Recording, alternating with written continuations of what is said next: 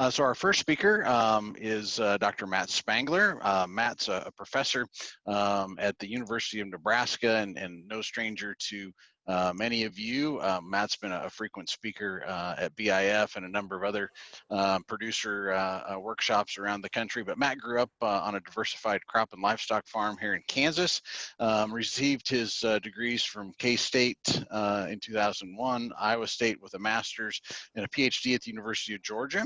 And again, works extensively in beef genetics extension and research at the University of Nebraska. He works as part of a team with colleagues at the University of Nebraska and the U.S. Meat Animal Research Center to improve genetic and genomic selection tools and methods, and currently leads a USDA-funded project to develop web-based decision support tools for genetic evaluation. And that's in fact what we've asked Matt to speak on today. And so with that, we'll turn to Matt for some comments on that project. Well, thank you for the opportunity to visit with you about a project called iGenDec, which is a tool for web-based SIRE selection. I want to start by recognizing the rest of the team that's working on this. Bruce Golden from Thesis Solutions, Larry Keene, Mark Tallman, Warren Snelling, all from the U.S. Meat Animal Research Center, and Bob Weber from Kansas State. My goal today is to provide a bit of an update relative to where we are with the development of this web-based genetic selection tool, and along the way maybe provide a little bit of a reminder relative to the objectives and the components of selection indices and really the selection process in general. So at least as I see it, this is the situation. The global animal breeding and genetics community has done a tremendous job at increasing scientific knowledge. And that knowledge really is in terms of genetic parameter estimates, new statistical models to be used in genetic or genomic prediction. Really the whole space of genomics is part of this scientific knowledge, and then from that developing selection tools. So EPD is an example. And then I would also contend that there are certainly members of this global community which have put a great deal of effort into delivering these tools to the U.S. beef cattle industry. However, despite these advancements, technology adoption, I would contend, is embarrassingly poor, and I'd point you to survey results from Bob Weber in 2014 that indicated that less than a third of beef cattle producers utilized EPD as their primary selection criterion. Now, I understand the argument that as long as key nucleus breeders, the ones that are extremely influential within particular breeds, are utilizing the tools and doing so correctly, that those benefits trickle down, and I agree with that. And then I also understand the argument that as long as commercial producers purchased bulls from seedstock producers that are using the tools, then perhaps the commercial producers don't need to use them as heavily. I've heard those arguments, but I would still contend that mistakes are made when we don't rely on the tools that we know work. So our thesis is that poor technology adoption is related to the sum of many underlying issues. One is that genetic prediction seems opaque. There are very few people in the U.S. beef cattle space that truly understand how we go from pedigree and phenotypes to getting EPD. And that's to be expected. I would also say that consultancy is often from sources other than what we might prefer, and that's really backed up again by survey data from Weber and others in 2014, where a lot of people receive genetics advice from people that may not necessarily be skilled in the art. Commercial producers don't have the needed time to excel in all areas and tend to focus on day-to-day animal and financial management, as I would argue they should. That's their job, and really they need to be able to rely on others to help make the genetic decision process much simpler. So combining all parcel solutions can be a very cumbersome task. It takes integrating a well-formed breeding objective with a breeding system, choosing the breeds that enter into that system, choosing what traits impact the breeding objective, and then how to objectively weight those traits, and then at the end, actually choosing the bull or bulls that match all of that. And all of this needs to contemplate economics and potential environmental constraints, which could include labor.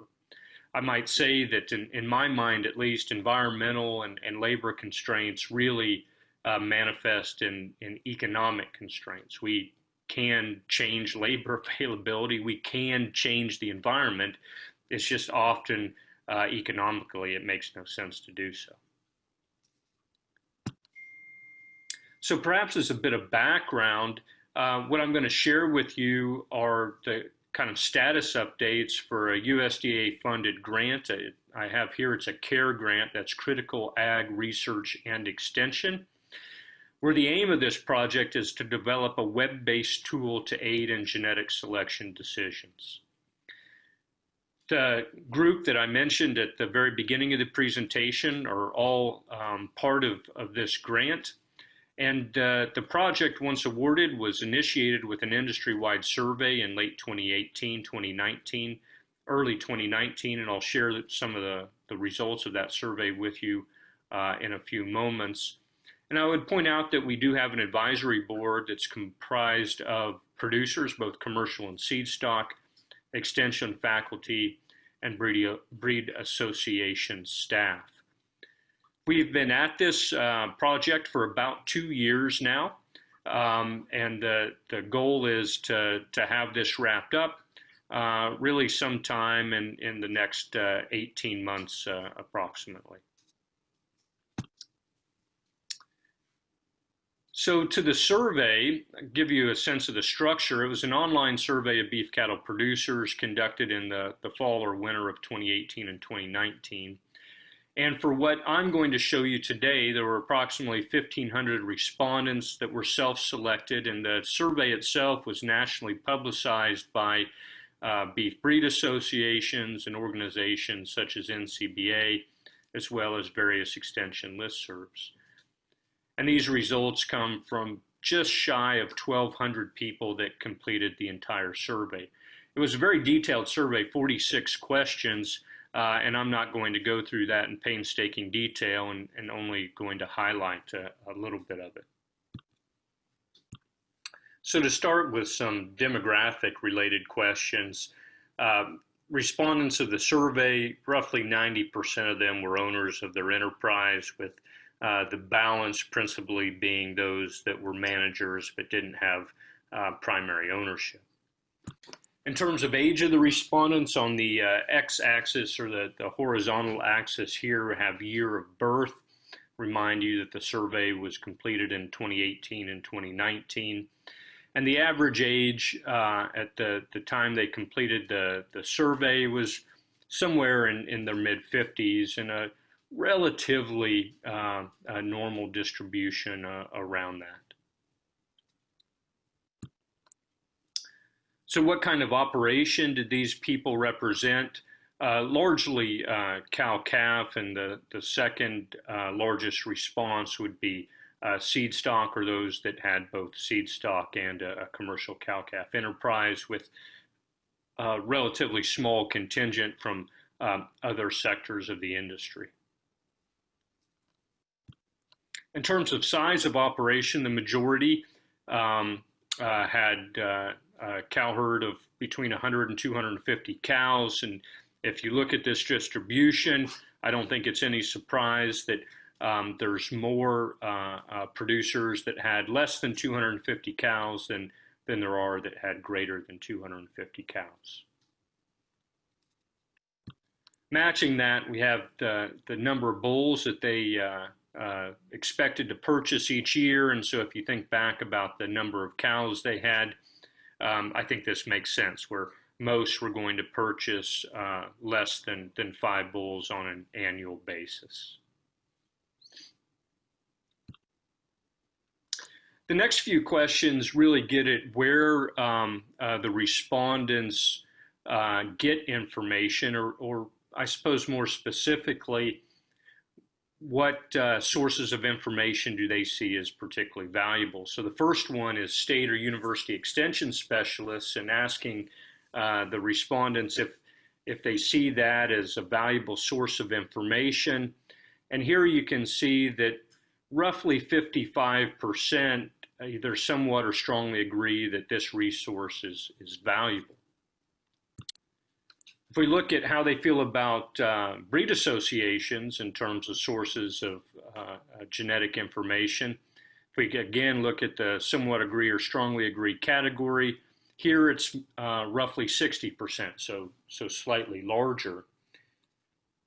And the group that at least these respondents relied on the most or saw the most value in were actually the Seedstock suppliers themselves, where roughly 80% either agree or strongly agree that Seedstock suppliers were a valuable source of genetics information.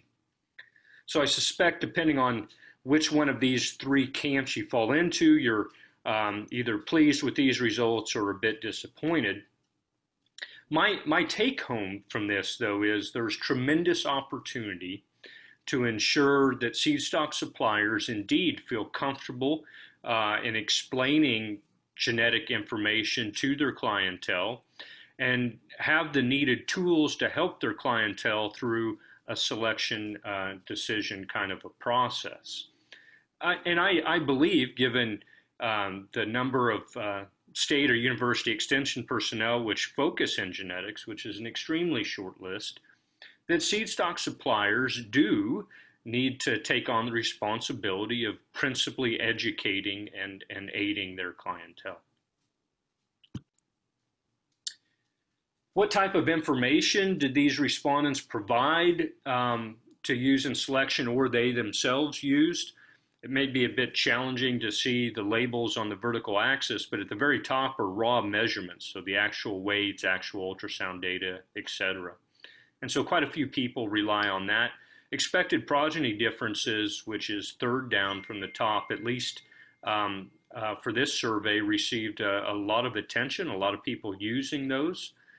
And if we look at second from the bottom, selection index values didn't receive as many votes, I guess, as what we might wish. So obviously the amount of data from which people can use to make decisions seems to be constantly growing. Selection indices meant to make that process much simpler, but at least these roughly 1,200 respondents didn't rank selection indexes as high in terms of what they either use or provide.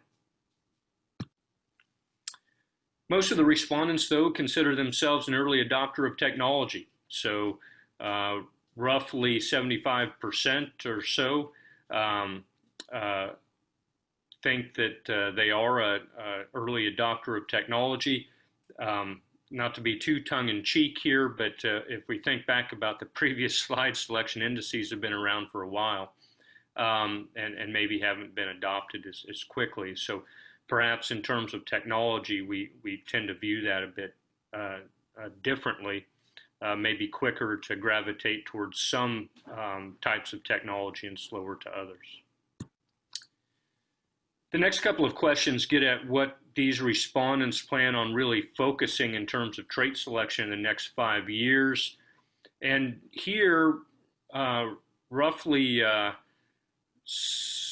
95% thought that reproduction was either very important or extremely important going forward. And in terms of carcass emphasis, the next 5 years, roughly 70 to 75% thought it was going to be extremely important, either very important or extremely important. And so it seems like maybe a little bit more emphasis on fertility than carcass, at least for these respondents. But certainly if people thought both were important, and certainly they are to some degree, depending on the breeding objective, that's a fairly extensive list of traits then which producers have to focus on simultaneously and determine how to weight them for their given goals. And that's not always easy to do, certainly not easy to do without some kind of advanced help. What kind of information do these folks use to make decisions? Well, if we think about production data, relatively good use. 70% say they have somewhat or very detailed production data that they use.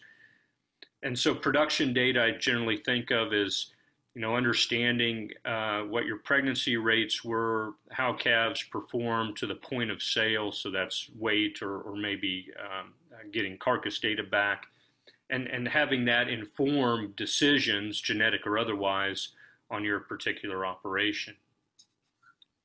If we look at the level of cost data, not quite as good. If we just focus on somewhat detailed or very detailed, it's only about 55% that think they fall into that category, and that's not too surprising. Obviously, the number of producers that actually understand, or I shouldn't say understand, capture unit cost of production is relatively limited. So if we think about the use of a customizable selection tool, it seems, and not surprisingly, that more producers might be able to capitalize on being able to influence what herd level performance is for the baseline of their index, but actually taking advantage of more detailed cost information might only fit a select few. How often do they go to the internet for ag info? Important if you're going to develop a web-based selection tool, and not surprisingly, fairly frequently. Of course, this is a question that's probably biased by the nature of the survey. This was an online survey, so they had to go to the internet to get here.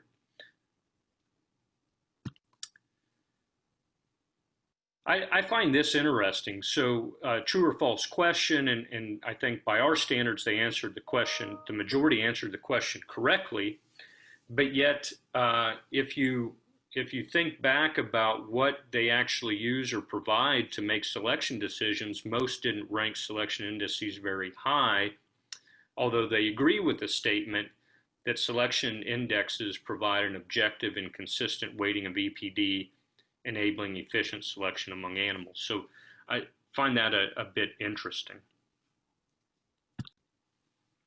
If an online decision support tool existed, would you use it? The majority, roughly 65%, said either probably or definitely they would. So that's certainly encouraging. And in terms of customization of a selection index, again, roughly, well, greater than 60% agree or strongly agree that they would do such a thing. Now, what does customization mean to these respondents? They may think of customization as, ad hoc-ish. I want to weight this trait 10 times more than this trait, and not thinking that customization, as we think about it, is actually helping inform the linear algebra that creates the selection index by providing detailed information about your enterprise. So let's change focus a bit and talk about really some fundamentals related to selection indices before we get into the objectives and current status of our project. Just as perhaps a reminder, selection indices are tools to enable and inform multiple trait selection. I would contend that the majority of beef cattle producers practice multiple trait selection, but the operative word here is informed, and informed in a way that the weighting of traits in that multi-trait selection decision is actually economically based. And selection indices are fundamentally based on these four things: breeding objectives. So a breeding objective really defining what traits are economically relevant to a given enterprise based on how they market calves, what the endpoints are, those sorts of things. Economic parameters, so what's the cost of particular inputs, what's the value of the saleable items, the relationships among traits, and then I have here the population or perhaps the herd level means. And by that, I mean what is the average weaning weight, the average pregnancy rate, the average cow age distribution, things of that nature. And these tools are implicitly designed to improve commercial level profitability. So let's think through the decision-making process. It all starts with developing a breeding objective, and I'm sure the audience has heard this before, but it's extremely important. As I mentioned, it identifies sources of cost and revenue and sets goals conditioned on the enterprise's resources. So this should identify things like how replacement females are going to be sourced, either from within the enterprise or externally, what the target sale point is for calves, how those animals will be marketed, and helps then identify the traits which are important to select on. Producers need to identify the breed or breeds that are going to be utilized, hopefully based on objective differences, and then develop a breeding system that combines those. The selecting seed stock suppliers or selecting bulls, you could argue what order that goes in, but the reality is that both of those need to occur, and the seed stock supplier should not only have some level of service that's agreeable to the client, but also obviously have products that match and advance the breeding objective.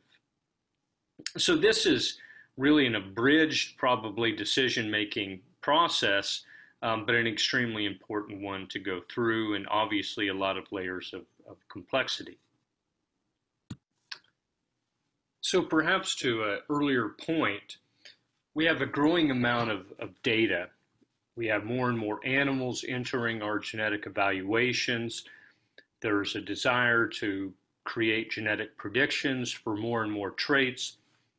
And we have more genotypes and more genotyped animals, and now the potential, or at least research efforts towards integration of sequence data.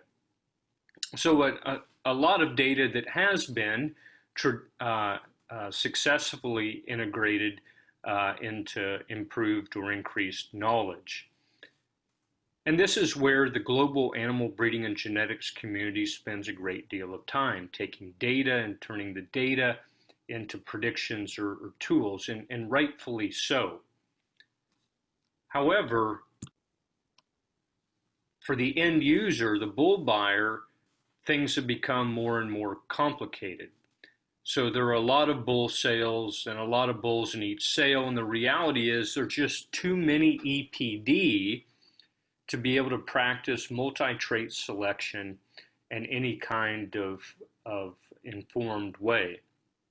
So it's hard, if not impossible, to select on multiple traits at the same time using only individual EPD. And to be clear, I'm not advocating that we stop developing new EPD, particularly for traits that are economically relevant where there's gaps. Think of disease susceptibility or things related to cost of production, or maybe even indicators of those where we have no other sources of information. I think that work needs to continue. I might suggest, though, as we continue to expand the list of EPD, that we do sit back and take a reductionist approach and ask the question, are there some that we publish now that we don't need to anymore? So an example, when predictions came about for calving ease, I'm not certain why there's any, well, I know why we continue to publish birth weight EPD, but there's simply no justification for it. That's just one example. In many cases, EPD are breed specific, so we need to convert those to some kind of common base, and there are tools to do that through the crossbreed EPD adjustment factors that are made available by the U.S. Meat Animal Research Center. However, those adjustment factors are updated on an annual basis only. Historically, those updates have come around the time of BIF, which of course is really in between spring and fall bull sale seasons. So admittedly not the most convenient time for those to become available. And it just adds one more step in the process that producers have to go through. If they want to compare, an example, a Charolais bull with a Hereford bull, they have to themselves apply these crossbreed EPD adjustment factors to be able to fairly compare those bulls. Producers need to account for the value of heterosis and hopefully objective differences in breeds relative to their average performance, or the breed effects. I would say that the indexes or indices that exist now and that are provided by breed associations, or here I say, and some vendors, so entities not necessarily associated with a breed association. Those tools are widely available and have been shown to be very robust and really valuable to practice multiple trait selection, but they are generalizations. So they're generalizations in the sense that they assume a common breeding objective. They're generalizations in the sense that they assume some kind of industry averages for phenotypic means, so an industry average for hot carcass weight or for pregnancy rate, etc. They're generalizations in the sense that they utilize historic average cost and revenue pricing. And none of that is necessarily bad. In fact, the latter, the averages used for pricing, end up being extremely valuable and extremely accurate in predicting the future. But I would say that there are producers that could take advantage of more refined breeding objectives, and producers that could take advantage of more refined detail in terms of their herd level means.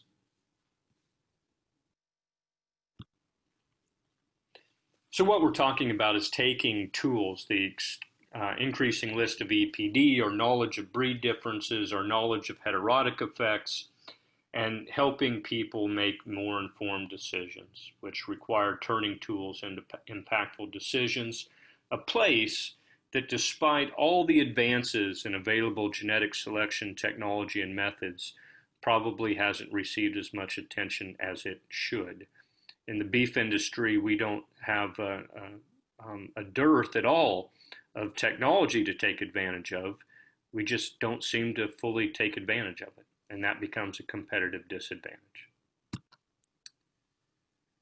So we're really talking about thinking through genetic selection decisions as an investment thought process. So bull buyers are faced with the problem of obtaining the best bulls for their operation given their particular setting. And best becomes a relative concept. What may be best for me is not necessarily best for my neighbor. We may have completely different objectives. Moreover, if I'm buying bulls and the genetic value difference between two bulls is $3,000, but the better of the two sells for $5,000 more, I was better off economically to have chosen the quote-unquote worst bull of those two. And I seriously doubt the majority think through bull buying decisions like that. Now, admittedly, at auction, that becomes a challenging thing to do. But if somebody does have a better grasp of what the value differentiation is between bulls going into sales, I think they're better off. So more specifics relative to iGenDec, we've framed three what we're calling use cases. So this is how people may utilize the tool. One is commercial bull buyers, and I keep saying bull or sire, but really it's for germplasm purchase. It could be live bulls, it could be semen, it could be females. but it's commercial buyers making decisions based on firm-specific breeding objectives. It could be seedstock sellers matching their sale offering to individual customers, or seedstock buyers matching their genetic purchasing decisions to specific goals that they have as a seedstock producer. And these could be three very unique applications of iGenDec. So let's think through the components then of a customized index. So how are we actually constructing this, or how have we constructed what we've done so far? For those that understand index construction, you know that we need both genetic variances and covariances, and then also phenotypic variances and covariances. And we've obtained those from the literature. Those that have done this before know that if you obtain a lot of variances and covariances from the literature and try to put together the matrices that are required, you wind up with things that aren't positive definite. Means we can't invert them, and so we go through a process called bending, which means that we force some values to make it to where we actually can work with these matrices. So we've gone through that process. Cost and revenue pricing, as we've proposed this tool, the user could make use of industry averages, or those could be user defined. Breed information is user defined. So what's the breed composition of the cow herd? And the reason we ask that is given we take into account not only the additives, so the EPD value of the sires, but also what they bring to the mating plan in terms of heterosis. So an example, if I'm selecting bulls to be used on straight Hereford cows, all other things being equal, so EPD values being equal between a Hereford bull and an Angus bull, the Angus bull in this case has an advantage because the offspring will benefit from 100% heterosis. So that's why having some knowledge of breed composition of the cows is important. Phenotypic means, again, can use industry averages, or those can be user defined. So why is that important? So in example, if the hot carcass weights of my calves weigh are 700 pounds, and the hot carcass weights of my neighbor are 1050, there's a lot more incentive for me to increase hot carcass weight than there is for my neighbor. And so that's where herd-specific means become important. Or if I'm selling to some kind of branded beef program, and maybe the carcass specs on my calves are creating a bunch that are actually rejected for whatever reason, then there could be an advantage to me actually being able to make use of what the phenotypic means of my animals are. Breeding objectives, user defined. So I think that's really important. Again, the generalized indexes now do a good job of helping producers through the thought process of, am I completely terminal, or do I actually retain replacement females? But if I'm completely terminal, I could be selling calves at weaning, every calf at weaning. I could be retaining ownership through the feed yard and selling live. I could be retaining ownership through the feed yard, selling on a carcass basis, and then after that on a variety of different grids. So I think there are advantages in customizing the breeding objective and honing in on that a bit more. And then, of course, we need the EPD. The breeding objective helps tell us what EPDs should actually be in the index, but we actually need the EPD then to apply the index weights to. And those can be uploaded either by the potential buyer, potential seed stock sellers using the platform, or for participating organizations, so breed associations, an example, through a secure API.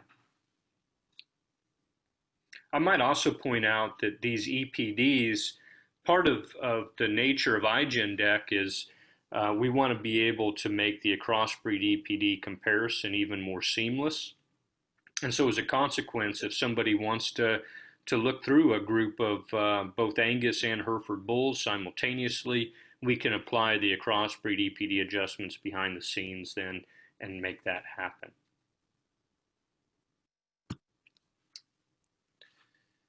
So to think through the steps for the user, they choose a use case. So one of those three cases I mentioned, are you a commercial buyer, a seedstock buyer, or seedstock seller? Use a series of drop-down menus to identify the breeding objective. Do you retain replacement females, yes or no? How do you sell your calves? So at what point, what kind of marketing strategy? Herd level parameters, so again, breed composition of females. If you want to take advantage of customizable features, you'd enter herd level phenotypic means and then maybe more detailed cost and revenue structures. But you can take advantage of a more generalized approach and use industry averages there. And then the identification of breeds, breeders, individual animals you want to apply your index to, and then come out with a ranking of candidate animals, if you will. And that's candidate animals that have an index value associated with them, where that economic selection index was generated using the information that you provided to the system. So that means that you can then compare two animals in terms of the net profit difference they hold for your enterprise based on genetic potential. Some what I call nuances. Decision support in some form or fashion, web-based or not, has been pursued before. And I might contend there are two primary reasons why those efforts either weren't successful or perhaps ran out of inertia. One is that they sometimes required a level of input from the user that just didn't match the masses. So it required input that was far too detailed. The other is there wasn't a lot of incentive, a lot of resources put into this effort. So as a consequence, if university researchers or federal researchers wanted to work in this space, there really weren't funds to enable that.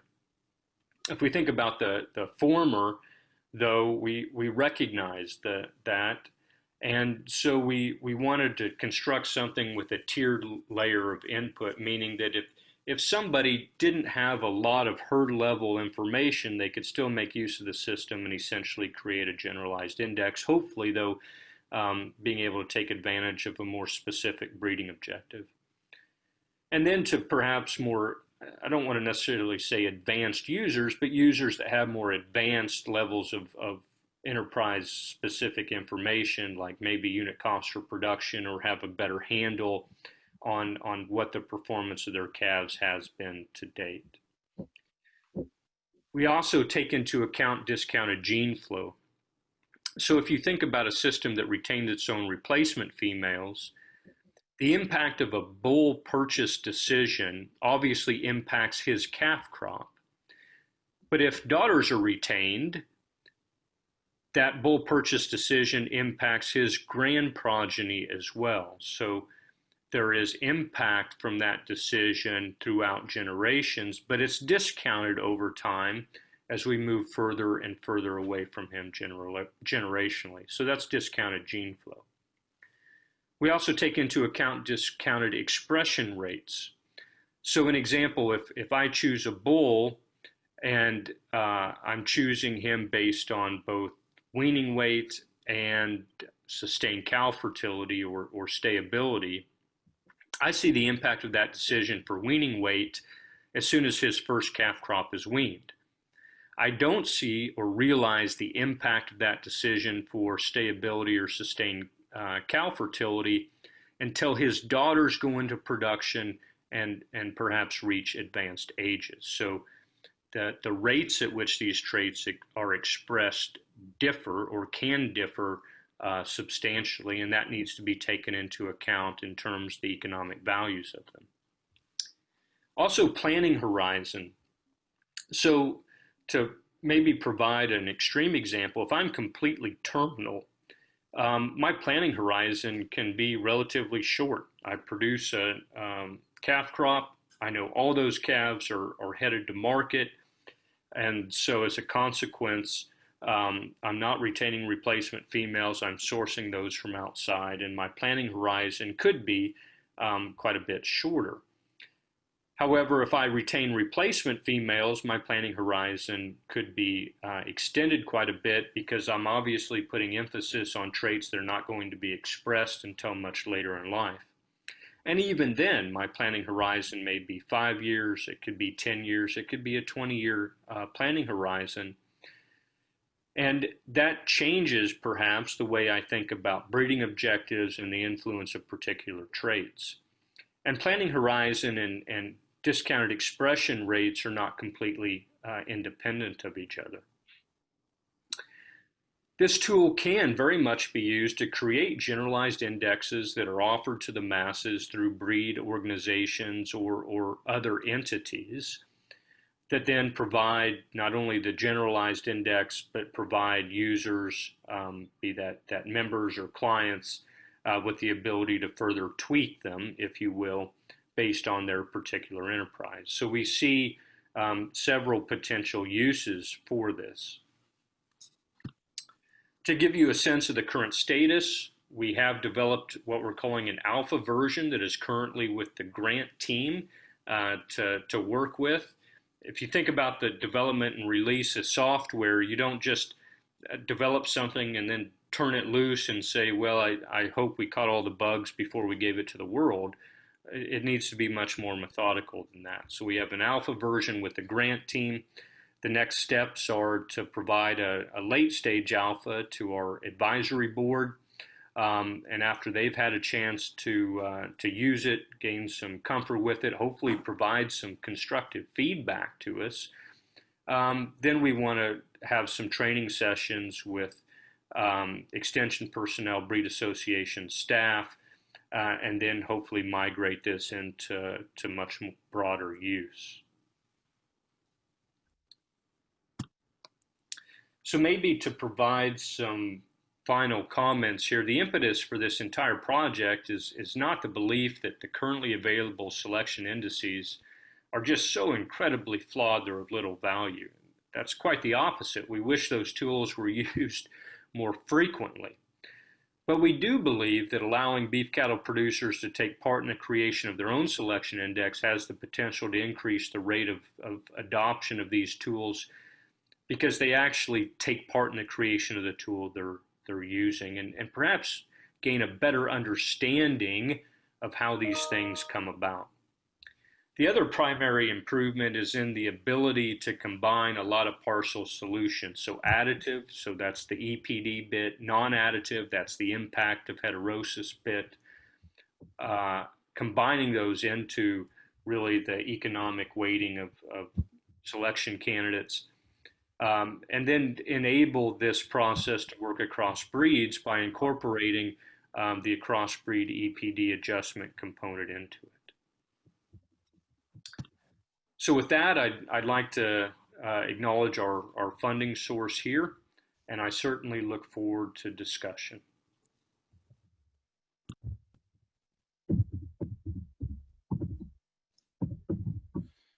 Great, thanks, Matt. Appreciate those comments. I'm really excited about the progress our team's making on this particular project, and let's see if we've got any questions. I don't see any up yet.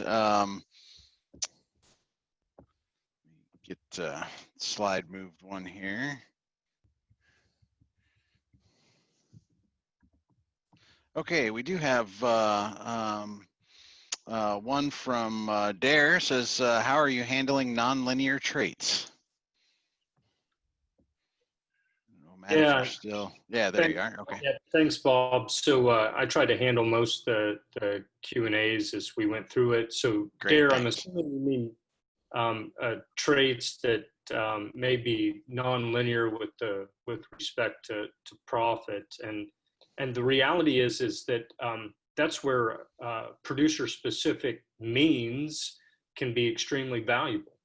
So within a narrow range, there's linearity, but over a wide range, there can be nonlinearity.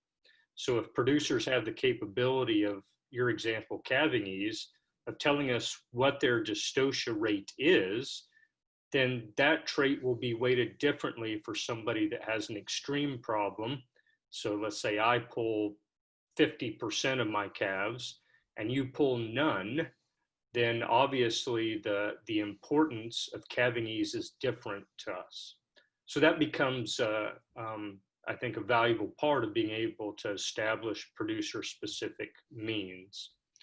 Generalized indexes can do that if they update the assumptions of the means relatively regularly as there is change in it. But still, people on the ends don't necessarily take full advantage of that. Yeah, that's right. Great, thanks, Matt. And I know you've got somewhere to be, and in the interest of time, we'll appreciate you tallying most of the questions off in the chat as we went along. Appreciate that very much, and thanks for your comments today, Matt. You bet. Thanks, Bob. Great. Our next segment here is actually features two speakers, Dr. Stephen Miller and Dr. Jason Archer. And if you guys will stand by here, I'll get introductions done real quickly. Dr. Miller is Director of Genetic Research for Angus Genetics Incorporated in St. Joseph, Missouri, where he leads organization's research and development efforts and furthers the innovative evaluation methods for the association's weekly national cattle evaluation and other AGI clients. Originally raised on a beef cattle farm in Ontario, Canada, Dr. Miller obtained both his doctorate and bachelor's degrees from the University of Guelph. And while completing, his PhD, he was a visiting scientist at Animal Genetics and Breeding Unit in Australia, specializing in beef cattle. Prior to joining AGI, Dr. Miller was a principal scientist with the animal genomics team at Ag Research Limited in New Zealand. Dr. Miller was on the faculty at the University of Guelph for 14 years. That's actually where we first met, and where he led a research program in genetic improvement of beef and dairy cattle, sheep, and turkeys, and served as the director of the Center for Genetic Improvement of Livestock. Since arriving at AGI in 2016, Dr. Miller has seen some major developments for Angus breeders, including the adoption of single-step genomic evaluation methodology, improved models for carcass feed efficiency and mature weight, the development of a custom genotyping array for Angus cattle, that's the Angus GS product, a new foot score EPD, research EPD for altitude tolerance and hair shedding, along with a new suite of economic selection tools. So it's been busy for sure. Over the course of his career, Dr. Miller has over 25 years experience in beef cattle selection, genomics, and technology. So we welcome Dr. Miller. He's accompanied by Jason Archer. Dr. Archer's consultant and partner in AbacusBio, an agribusiness consultancy company with offices in New Zealand and Scotland. Jason is a beef cattle genetic enthusiast and started his career in Australia working on genetics for feed efficiency in beef cattle during the 1990s. Some of the pivotal and early RFI papers trace back to Dr. Archer. Following a move to New Zealand in 2002, his career highlights have included developing genetic evaluations for New Zealand's farmed deer industry, designing and overseeing a large-scale multi-breed beef progeny test program, and working with meat companies to help beef producers improve beef eating quality. More recently, Jason has worked with beef breed associations in the United States, Canada, and Australia to develop breeding indexes. Interspersed with these projects, he has held roles in research management and governance. Jason's real passion lies in developing practical solutions to make real-world improvements in agriculture. So we welcome both of these gentlemen and look forward to your comments. Good afternoon, and thanks for the opportunity to talk to you. So Steve Miller from Angus Genetics and myself from AbacusBio will jointly share this presentation. We'll be talking about some work that we've done recently on indexes which are going to be used to select Angus bulls to use over dairy cows. I must say I'm very disappointed not to be getting to Florida and being able to talk in person with you all. I find myself recording this from my house in New Zealand, at the bottom end of the world. The saying here is one barbed wire between us and the South Pole. But hopefully next year international travel might have resumed, and might be able to get back up to BIF and catch up and meet you all. So beef on dairy, you'll know it's a growing market. It's driven by the advent of female sex dairy semen, which means that we can use a much smaller number of elite cows to produce dairy replacements, opening up the opportunity to use beef size over a much larger number of dairy cows. It's something that's changing rapidly in the US. It's not unique in the US though. It's happening all over the world. The pictures I've got on the slide, one's from the US, but there's a picture there from New Zealand where I live and another one from Ireland. Both have very significant dairy beef sectors, so it is an international thing. We strongly believe when we set out to do an index that we need to spend the time and effort to understand the value chain and the economics of what we're modelling. So to do this, we decided to take a study tour of the US beef by dairy system. So Dr. Dan Moser, who was at the time was president of Angus Genetics, and Steve Miller and myself did the study tour in December. We visited a lot of people, packers, feeders, dairy operations, calf ranchers, and the USDA dairy scientists, and had some really good discussions. People were generous in sharing their expertise with us. And then we got back in the car, did a lot of driving, and did a lot of talking about what we'd learned and what that meant for selecting Angus bulls. So we could summarise some of the key messages from this. So the first message is the dairy sector, calving ease a priority for the dairy sector. If the bull doesn't have calving ease and creates problems for the dairy producer, then he's not going to get used.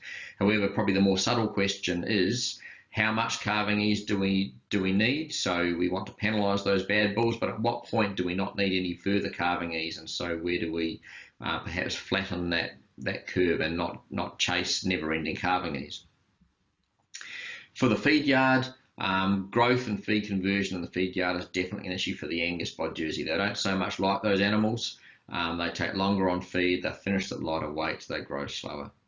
That's not so much the case for the Angus by Holstein. They find those animals, they perform a little bit poorer than the straight beef, but not a whole lot poorer, so those are far more acceptable.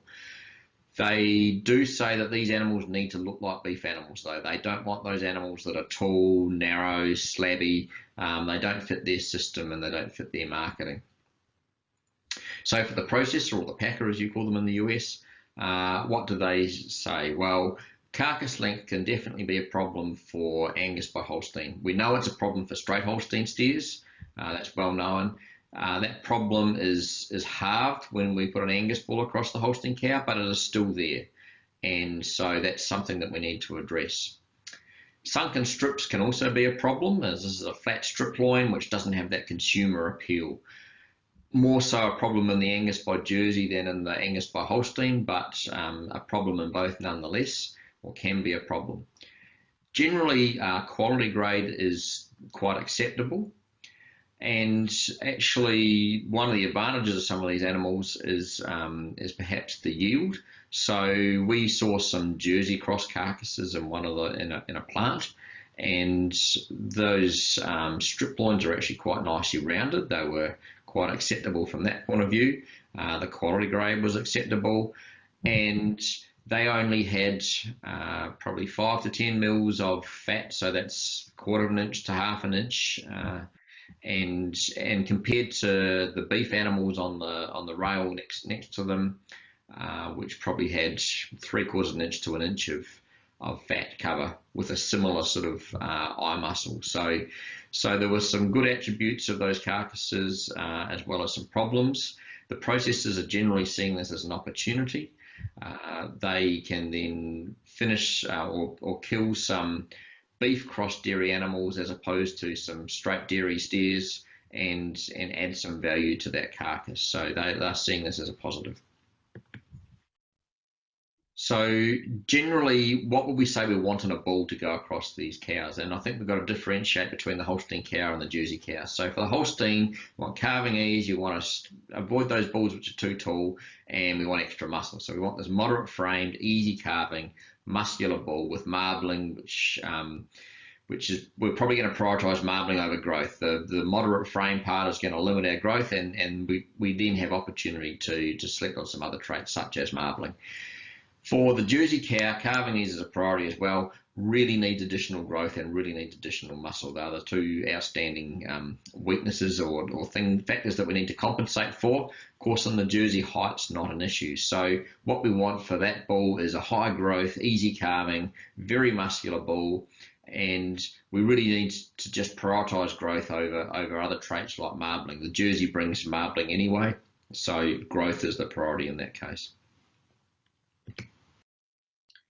So we want to develop an index which goes from birth to carcass. Now, the two indexes that we've currently got in the Angus beef indexes are the dollar maternal and the dollar beef, and we have models for all those traits in there. When we come to do the Angus over Holstein and over Jersey indexes, we need to take some traits from both of those. So we need to take growth and calving ease, growth to weaning and calving ease from the maternal, and we also need all the traits that are currently in the dollar beef. But we don't want to just translate those models and pick them up and use them as they are. We actually need to change the set of assumptions and parameters behind those models to reflect the system. So, and we're going to do this differently for an Angus by Holstein versus an Angus by Jersey. So for calving ease, we've utilised the economics from the USA dairy net merit assumptions and created a nonlinear function for that. For growth, we've actually taken both growth traits and combined that to be growth from birth to slaughter. And then we've reparameterized the whole the models for the dairy beef system. So change the level of phenotypic performance, and that has some impact on the economics of these systems. So in this case, we'd be looking at slower growth, poorer conversion, less fat cover, fed for longer, slaughtered lighter. And as I say, differently for the Holstein versus the Jersey, different phenotypic means and some slightly different economics in there. So that's dealt with that, but it hasn't really dealt with these issues that we've talked about in terms of the height of Holstein cross carcasses or the muscling issues. So what have we done there? So we've actually added in two extra modules or traits. One is muscling, which I'll talk about in a minute, and the other one is height. So muscling is applied to both the Holstein and Jersey cross, and the height, of course, only applies to the Holstein because it's not an issue in Jersey. So to look at muscling, we've currently got a ribeye area EPD, which is age adjusted. You can get a big ribeye area EPD by one of two ways. One, you can just be an overall big animal, and because you're a big animal, you're going to have a big ribeye. The other way you can get a big ribeye is by being a muscular animal, and it's that second aspect of the big ribeye that we really want to select on and get for these dairy bulls. We want to find that high muscular bull. So if we look at this distribution that we've got on this graph, and it's the ribeye area EPD versus the scan weight EPD, the weight of the animal at the time of ultrasound scanning, we can see that there's at the same weight, at the same scan weight EPD, around about 80 there, in that red oval, then we've got a large range in ribeye area EPDs, and it's that variation up and down that we really want to capture. So what we've done is adjusted that ribeye area EPD, we've adjusted it for weight so that we're capturing just that element of muscularity. We're not capturing the element of big animals have bigger ribeyes. What we're capturing is muscular animals have big ribeyes. So on this slide, we've shown this adjusted ribeye area EPD, which we've called muscling EPD on the vertical axis here, and we've plotted that against the age-adjusted ribeye area EPD. what we're trying to do is apply a penalty to those bulls that are poorly muscled, so that are low on that EPD, these bulls that are actually within this triangle. We want to apply a penalty, but we want that to be progressive. We don't want to just have those bulls fall off a cliff, because if we do that, then small changes in the index, in EPD, sorry, lead to large changes in the index, and no one wants that. So we need to find a way of progressively applying a penalty which is going to discourage those bulls from reaching the top of the index. So how do we actually do the economics of this muscling EPD? So if you imagine a bull and he's got some progeny, and those progeny have a distribution of this adjusted ribeye area, this muscling, and we've got a threshold in there. So below this threshold, we're going to put a penalty on these poor muscled animals, which have these sunken strip loins. They're not as appealing and they're worth less. And you can imagine the average value of those bulls' progeny is very much going to be determined by the number of progeny that are to the left of that threshold versus the number that are receiving a higher price to the right of that threshold. And that bull's value will represent the average of those two groups of animals. If we then take that bull and we don't take that bull, we take a different bull with a higher muscling EPD, we're going to get a different distribution. And so that distribution in this case is shifted to the right. So we can see that we've got more animals in that higher value area and fewer animals experiencing the discount for the sunken strip loin to the left of the distribution. And so that bull's overall average of his progeny will be more valuable. So we can turn that into some economic functions just by following that distribution through.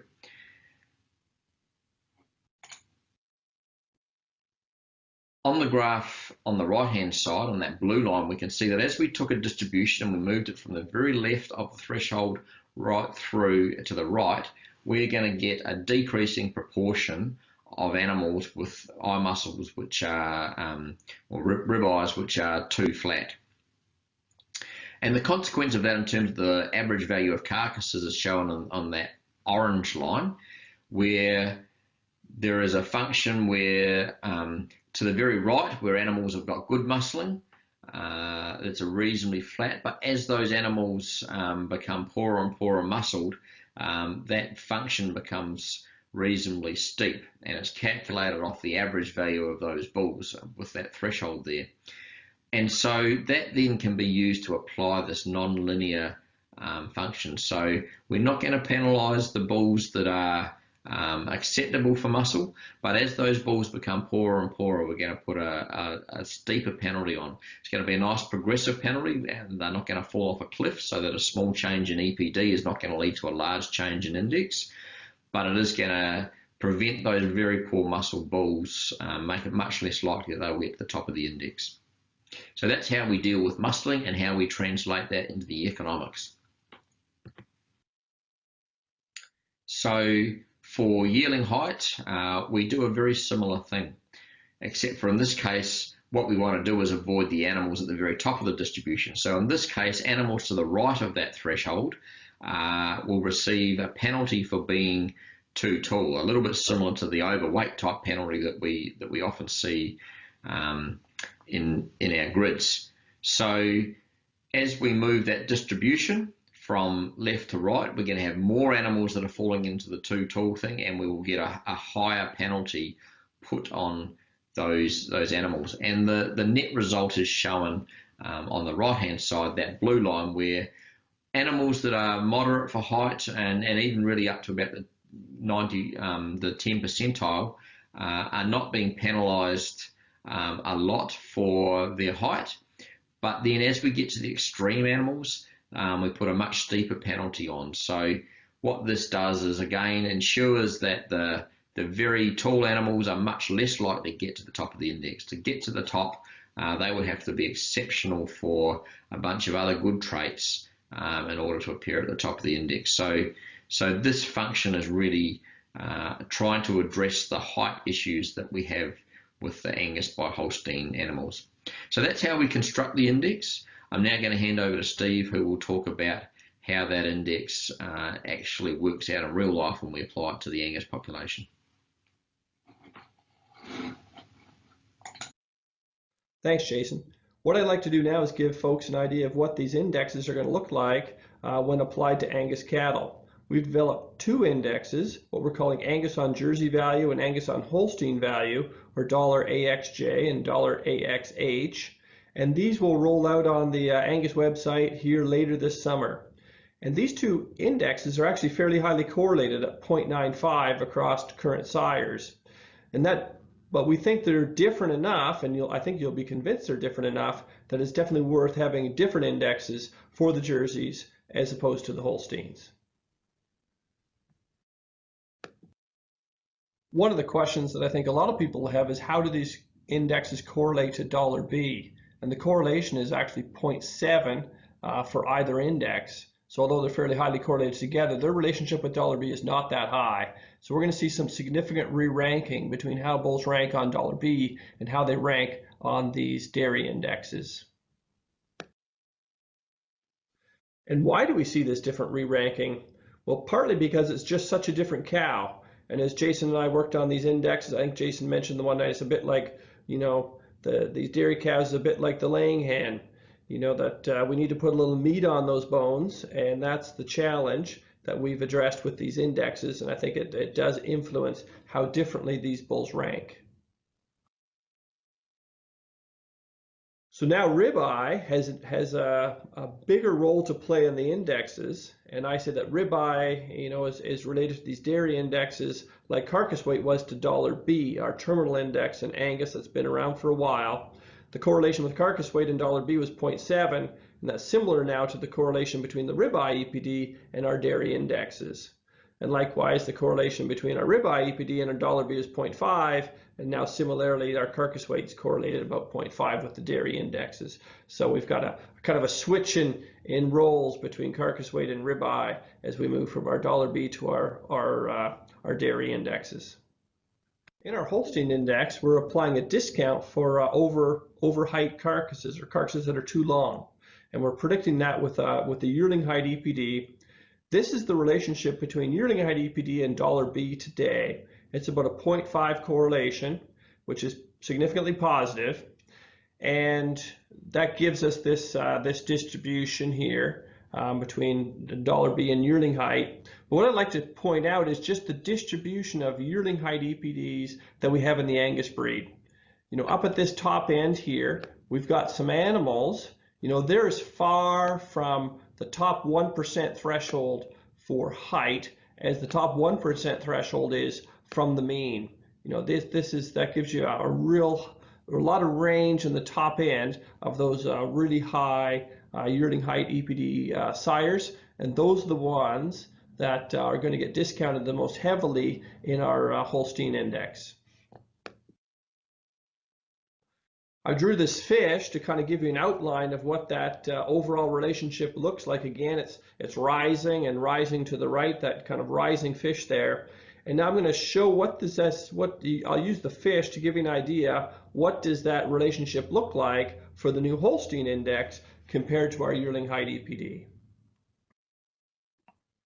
And what you see there is that basically flattens out. That fish goes from rising to level. We now not have a 0.5 correlation between our index and yearling height. With the Holstein index, it's about 0. It's just about 0.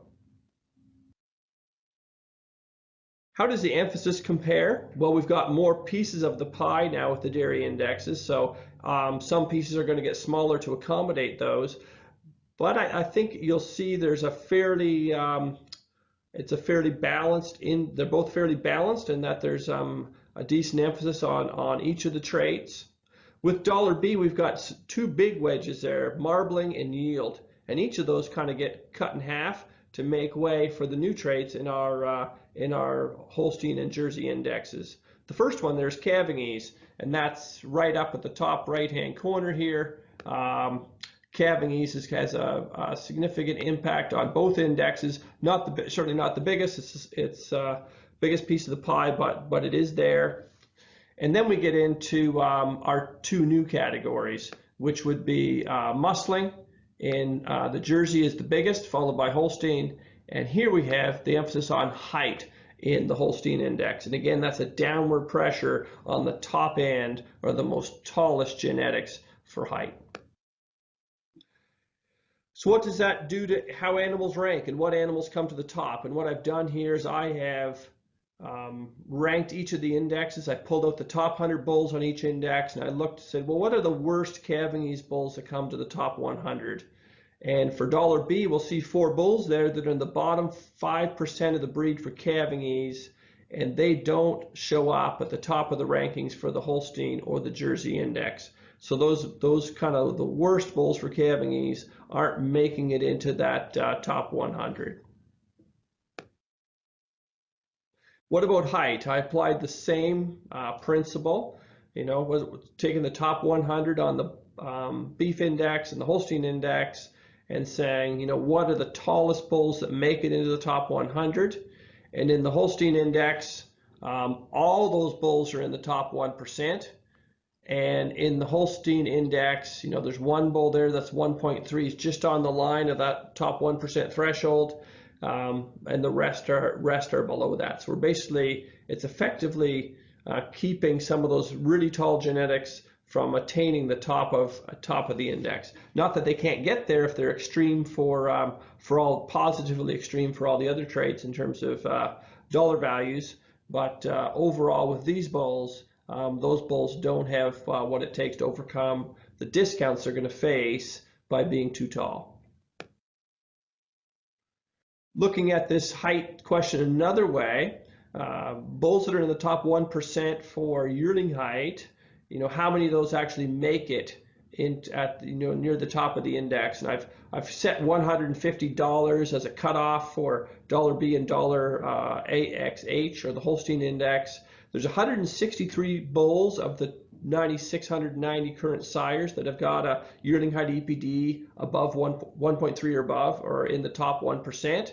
124 of those 163 have a $B that's over 150, whereas only 15 of those 163 have got a Holstein index over 150. So again, greatly reducing the number of excessively tall animals that are making it to the top of the index.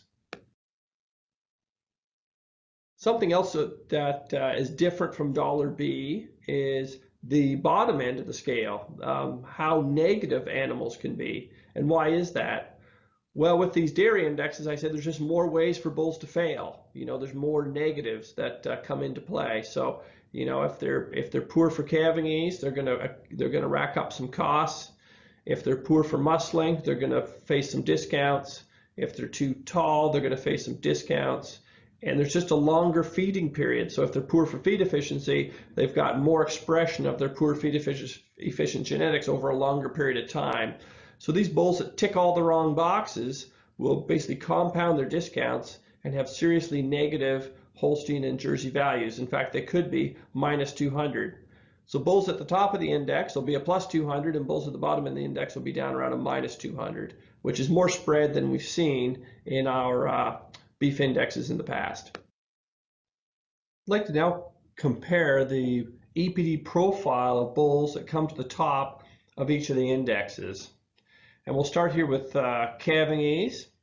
And what we see, $B does not have any emphasis on calving ease, but our dairy indexes do. And we see the average calving ease EPD for the top 100 current sires on the Holstein index is right around a plus 10, whereas down here with our $B index, it's more closer to, say, a 7.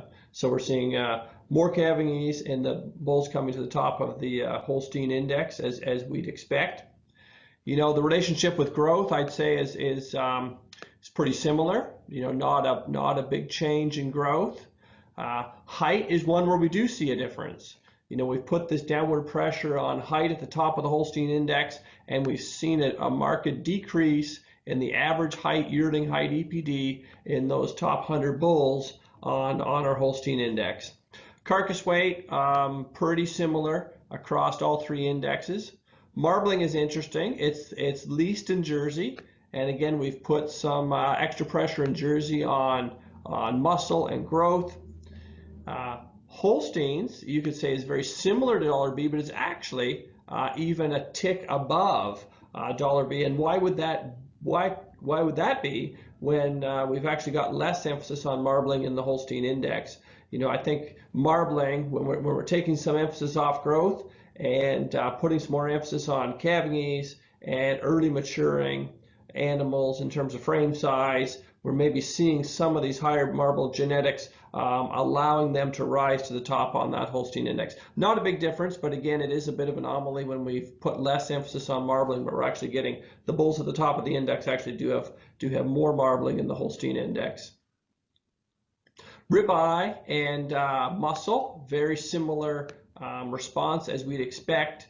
You know, we've put this emphasis now on muscling in the Holsteins and Jerseys, and we've seen the response where we're getting, it's not just big animals with big ribeyes, but they got to have big ribeyes for relative to their size. And there's definitely a difference in the types of animals that are coming to the top of those dairy indexes. What about the values themselves? You know, what are we going to see in terms of the number that we're going to see on that bull? Again, the expression for our $B index is in terms of on a per head basis. So, you know, per animal in the feedlot and per animal in the feedlot, or per calf in the Holstein and Jersey indexes. But the number is really similar. Yeah.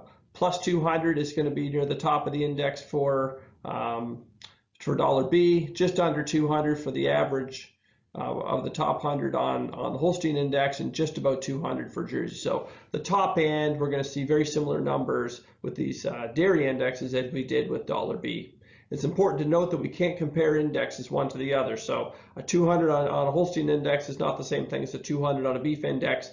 They're different. They're almost like different traits. It'd be like comparing yearling weight and carcass weight. They're different. They're different traits. We can't compare one to the other, but the numbers are going to be pretty similar. So in a nutshell, how are animals going to fare and rank on these indexes? At the top end, the animals are going to have similar growth numbers to $B, the highest for the Jersey index. They're going to have more calving ease. They're going to have more muscle. The most of that is going to be in Jerseys.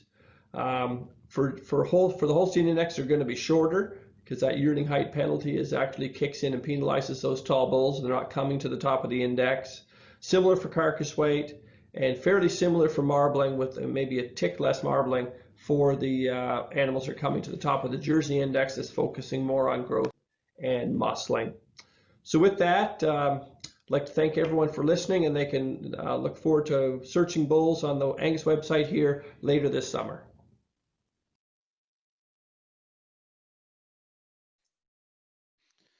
Great, thanks, Steve and Jason. Really exciting work, and I think you know, these kind of tools work really well for you know, making selection decisions in areas where maybe not each of us has a lot of expertise in decision making, right? So understanding the economics on you know, the fed cattle side, and certainly the implications of those dairy matings can play a really big role in making the right choices of bulls. I noticed you guys have been keeping up on the questions through the chat box, and most of those have been answered. I'll just there one here. We'll take one then in interest of time, keep on moving. But Bob Hoke says, good job, by the way. But Brad has a question, says, with as much emphasis as there is on calving ease and the relationship between birth weight and calving ease, how do we ensure we aren't making these calves too small?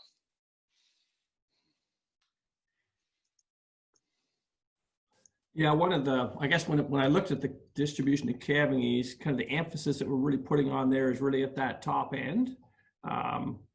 We're really penalizing those bulls that are excessively bad for calving ease, and there's really a whole range in the middle there that aren't really getting discounted too much for calving ease. So we did think a little bit about you know, do we put an emphasis on birth weight, you know, for really low birth weights? Do we penalize those in some way at the end of the day, we didn't go that route.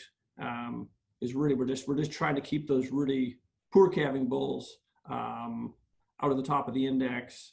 You know, for the most part, on the maternal side, you know, the Jerseys, you know, Jerseys and Holsteins actually have got pretty good maternal calving ease. So, yeah, we're not really, unlike maybe on the beef side with heifers, where we're maybe putting a bit more emphasis on calving ease. It's a bit different on the dairy side, where I think those extreme low birth weights are not likely coming be too much of a problem.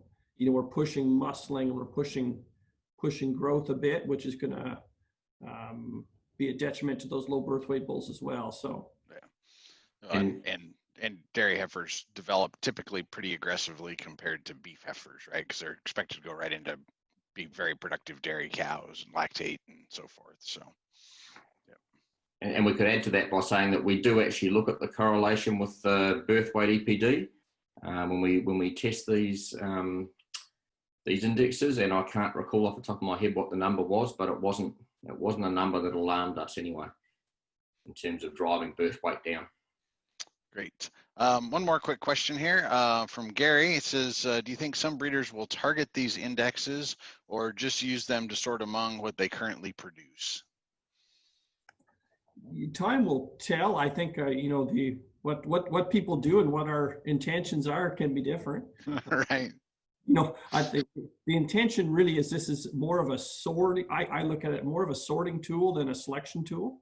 You know, there's a wide range of Angus bulls generated out there every year, and some of those are more suited for this dairy situation than others, and that's what this tool is really to do. So people can go in and say, okay, of the bulls that are out there, which ones are we going to use in this situation? And it's overall, it's a bit of a niche market when you think about it.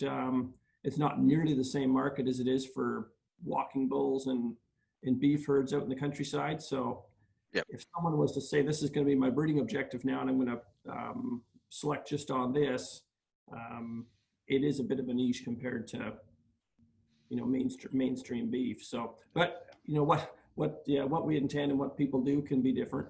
Right. This one's really focused towards dairy producers using to sort among the Angus bulls available via AI or walking sires sort of approach, not necessarily a tool for Angus breeders to use to make improvement. So, yeah, great. Jason, Steve, thanks so much for your time putting this together, and we certainly appreciate you both being online here to answer questions, and thanks for joining our committee discussion. Okay, well, thanks, Bob. Thanks for the opportunity. You bet. Take care. Okay, we're going to move to our next speaker here real quick, and we're going to have to hustle to stay on anywhere close to reasonable time, but appreciate all the comments, and these next two talks are a little bit shorter, so we should be okay in terms of time. Our next speaker is Dr. Brad Walmsley. Brad's a research scientist with AGBU in Australia, and represents part of the New South Wales Department of Primary Industries investment in the AGBU joint venture with the University of New England. Brad originates from the northern tablelands of New South Wales off a family beef cattle farming operation that has been in the beef cattle business for about 110 years. Within AGBU, Brad is responsible for the R&D into breeding objectives and selection indexes for beef cattle within the BreedPLAN genetic evaluation system, including the continued development and support of the industry application of BreedObject technology. BreedObject has been applied across all major beef breeds in Australia and internationally in some breeds. Brad originally joined New South Wales DPI in 2008 as a livestock research officer in the livestock systems unit. He's had strong involvement in the development of phenotypic prediction tools and maternal productivity research conducted by the former CRC for beef cattle technologies in Australia. We're excited to have Brad as a part of our program, and look forward to his comments here. So, Brad. Thank you for the introduction, Bob. And before I begin, I would also like to thank you and BIF for the invitation to speak at this conference. Today I'm going to provide you with a brief history of BreedObject and some recent developments we've undertaken. BreedObject is the software used by the BreedPlan genetic evaluation system for developing selection indexes that are targeted at improving profitability in commercial production systems. For those of you that are unaware, BreedPlan is a genetic evaluation system that has been developed in Australia and used extensively both within Australia and internationally. It is based on a multi-trait BLUP evaluation model that includes traits such as calving ease, growth, fertility, feed efficiency, carcass quality, and in some breeds, temperament. Currently, there are 80 BreedObject selection indexes in use across 1.8 million seed stock in Australia and 3.2 million seed stock internationally. In a 2003 study, it was demonstrated that this genetic evaluation system had generated $861 million worth of net benefit to the Australian beef industry. Of that, $287 million was attributed to being directly accrued by Australian beef producers. When focusing more directly on BreedObject selection indexes, a study by Robert Banks in 2005 demonstrated that BreedObject and its indexes had had a large impact on profitability in the Australian beef industry. This rate of improvement was occurring at $1.79 per cow per year in the interval from 1999 to 2004. In our leading herds over the same interval, they were closer to $5 per cow per year. These figures are supported by a more recent study conducted by Robert Banks in 2015. In the graphic, I'm showing you profitability as described by the index on the y-axis and a time interval of 1994 to 2014 on the x-axis. The trend is the average trend in profitability for the Southern Australian beef breeds, and on average was going at a rate of $2.83 per cow per year. A more recent update of these figures indicates that this has improved to $4 per cow per year. In our better herds, they're often doing above $5 per cow per year, and in our very best herds, they're achieving over $8 per cow per year. These figures demonstrate that the BreedPlan genetic evaluation system and BreedObject indexes have generated profitability gains for the Australian beef industry. However, change is constant. Across time, markets and production systems evolve, genetic change occurs, priorities move, meaning that new traits become important. All these things mean there is always room for improvement. Today, I'd like to talk to you about how we are evolving the BreedObject system to better cope with the realities of commercial production. To do that, I'd firstly like to provide you with a brief history concerning BreedObject. I'd then like to talk about some recent developments we've made to the BreedObject system, and I'd like to leave you with some future plans.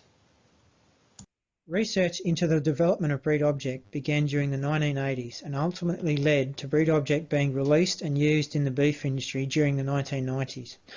BreedObject is dependent on a few fundamentals, which I will briefly step through for you during the next few slides. The outcome from any mating is a new combination of genes that enter the commercial production system and play an essential role in determining the performance of any individual, whether that be during the cow-calf phase of their life, the grow-out phase, or in the case of slaughter animals, the finishing phase, and also for replacement heifers when they return to the cow herd. Genes play, therefore, an essential role in the success of the beef industry in delivering a quality product to our customers at the end of the chain. The genes interact during all phases of this production cycle, and for this reason, BreedObject has always taken the perspective that we value gene effects across the whole commercial production system from birth to slaughter, including the cow herd. Given the focus of BreedObject is the commercial production system, the driving force behind BreedObject is the profit equation. This includes income generated by products that come out of the commercial production system, as well as the costs incurred to produce those products. The profit equation is influenced by many traits to varying degrees, and this can change between commercial production systems. The various state departments of agriculture across Australia have a long history of examining those traits which impact on commercial profitability. We've taken advantage of this work to help us determine which are the most appropriate traits for inclusion in BreedObject selection indexes. When looking at the cow-calf segment of the commercial production system, the traits of the calf which we consider to be important are its ability to be born, the growth it displays up to weaning, and the feed resources required to express this growth. When looking at the cow, the traits we consider to be important are her ability to go in calf, her ability to have a live calf, her ability to then raise that calf, and also how her weight cycles throughout that time interval. Again, the feed resources required for that cow to express these levels of production are also considered important. It has been well demonstrated that cows tend not to break even until they reach something like 4 to 5 years of age. Given this, cow survival is also considered an important trait in the commercial production system. When we move to the grow-out segment of the commercial system, the growth of that individual and the feed resources required to achieve that level of production are considered important.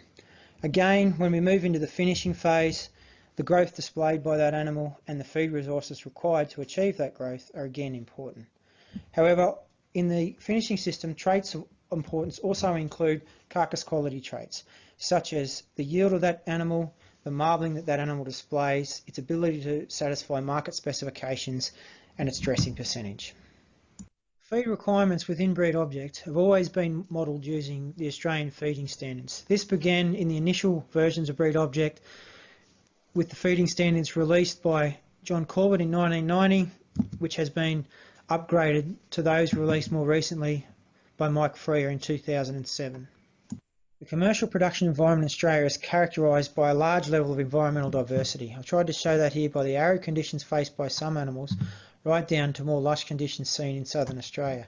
As a consequence, in Australia we rely on various ways of finishing cattle, such as feedlotting segments down to pasture finishing segments. I've provided this table to try and demonstrate this diversity in the Australian commercial production environment. You can see here the range for various traits. Ones of particular interest are the differences in fertility rates across the country. Others include the levels of heifer retention rates required to maintain herd sizes. And another one of particular importance is the feed cost variability across the country. In comparison, the environment in which many seedstock enterprises operate is generally, but not always, of higher quality, allowing for greater expression of trait variability, particularly around those growth traits. Another point of comparison is the intended purpose of commercial animals is ultimately to become a meat product. In contrast, the animals sold out of a seedstock enterprise are intended to be breeding stock for the commercial system. The consequence of this diversity in production characteristics and the different intended purposes of animals from commercial enterprises compared to those from the seedstock enterprises means the BreedObject is being constructed with two types of traits. The first are objective traits, which are those that are desirable to be improved because they impact profitability. The second type are selection criteria, which are traits that are able to be measured in the seedstock sector and analysed, and importantly, they are related to those traits which improve profit in the objective. As an example, cow weaning rate is a trait that has been demonstrated to have large impacts on commercial profitability. Consequently, it is one of the traits that are included in BreedObject selection indexes. However, cow weaning rate is either a lifetime trait of the cow or a trait of the herd, which make it a little bit difficult for genetic evaluation. In order to consider fertility, BreedPlan uses two traits: days to calving, which is the time period elapsed between the bull end date and the subsequent calving event in a natural mating system, and scrotal circumference in young bulls. Both of these traits are more easily measurable compared to cow weaning rate in the seedstock sector, and importantly, they are both related to cow weaning rate. When evaluating the economics of traits in BreedObject, it is recognised that one size does not fit all. Some traits have pricing structures that have optimas, such as fat specifications. Other traits have differing pricing structures, such as marble score. I'm showing you an example here of the marble score system that's implemented in BreedObject. On the y-axis we have the price premium above the base carcass price, and on the x-axis we have Australian Ausmeat marble score. You can see that as we move up in marble score, the price premium paid changes shape in a very non-linear fashion. This has been implemented in BreedObject since the early 2000s to cater for different pricing structures. Just to briefly summarise, the approach taken during the development of BreedObject has been based around these four characteristics. The whole commercial production system is model. Profitability in that commercial production system drives BreedObject, and it always includes costs, and in particular feed costs. The traits considered by BreedObject are broken into two categories: the breeding objective traits, which are desired to be improved because they impact commercial profitability, and the selection criteria traits, which are those traits that are measurable in the seedstock herds, analysed by BreedPlan, and are importantly related to the breeding objective traits. It has also been recognised that a one-size-fits-all approach to the economics of traits considered in BreedObject is not effective, and as such we have catered for non-linear economic values to be developed for traits within BreedObject. Next, I'd like to step you through the developments we've made within the BreedObject software. The major development within BreedObject has centred around providing better description of the feed costs that are associated with the commercial production sector. This has entailed the inclusion of all feed costs, including net feed intake, in the breeding objective for all breeds. For those breeds that record NFI data, the facility has also been developed to allow them to include NFI EBVs as selection criteria traits in their selection indexes. To achieve this inclusion of all feed costs within BreedObject, we've enhanced the modelling systems employed. This includes enhancing the modelling system that describes young animal growth through the pasture phase and into the feedlot finishing phase. It also includes an enhanced modelling system for valuing cow weight, and it now includes a modelling system for describing cow condition score at the point of mating. I'm now going to step you through the developments that have occurred in the modelling systems used to describe young animal growth across time. To do that, I'm going to use an example production system that includes a pasture-based grow-out phase and a feedlot finishing phase. Traditionally, we've included calving ease as one of our breeding objective traits, and from that point of birth, we've modelled the animal's growth across time to the point of sale. We also model beyond that for cow weight, but I'll deal with cow weight a little bit later. From here, when we've examined the economics of sale weight, we've examined it across the entire trajectory of that young animal's lifetime.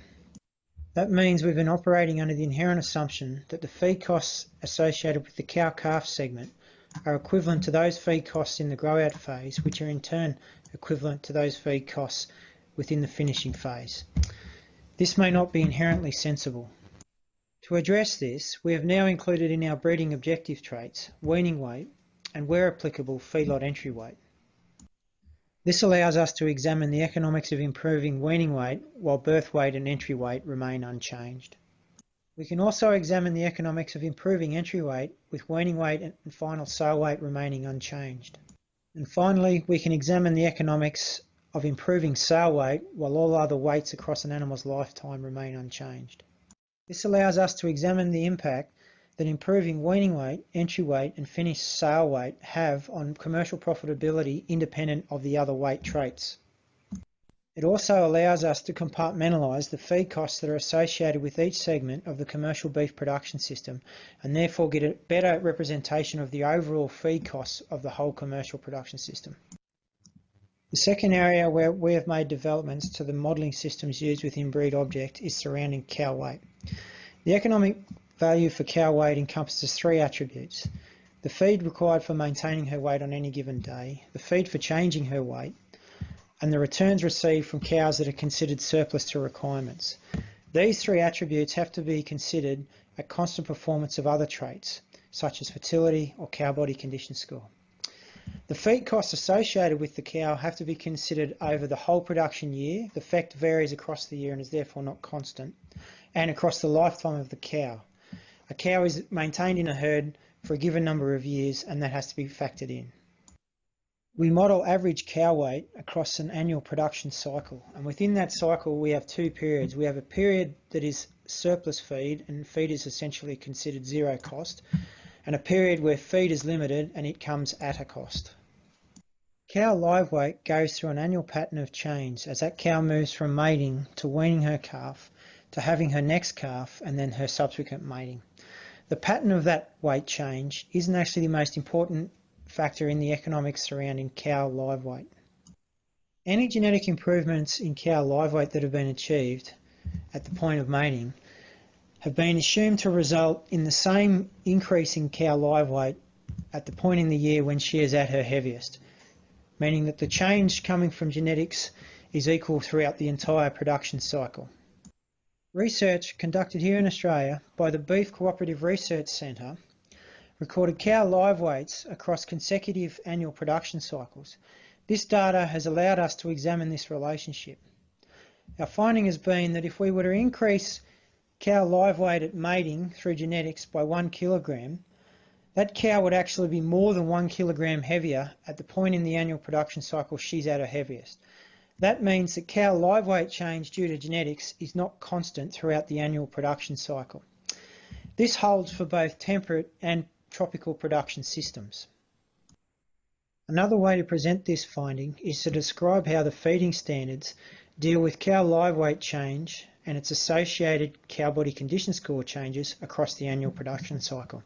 Again, I've presented to you a stylised pattern of cow live weight change across the annual cycle, and above it I'm showing you the associated changes in cow body condition score at certain points in time.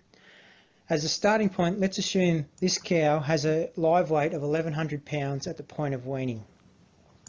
If we take a second cow who weighs 1540 pounds at the point of weaning, and she has a pattern of cow live weight change throughout the year such that she's able to be at the same cow body condition scores as the first cow at different points during the year, then at mating she will be 380 pounds heavier than the first cow.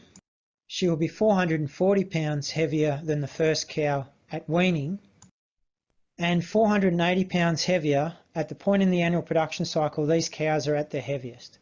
This means that the second cow has had to put on 100 more pounds than the first cow to go from her lightest at body condition score 3 to her heaviest at body condition score 6. In other research conducted by the Beef Cooperative Research Centre examining when during a cow's lifetime they achieved their lowest cow body condition score found that they tended to clump into these peaks, and these peaks are associated with the annual mating event in Northern Australia, and it was a consistent result for both Brahmins and tropical composites. To cater for this finding, we've included cow body condition score at mating as a breeding objective trait in BreedObject. The modelling system that we use for that is shown in front of you. In this, we ask the user to provide us the mean of their herd at calving to give us a minimum desired condition score and a maximum desired condition score. Above that maximum represents higher condition than needed and is essentially wasted feed for that level of production of the cow.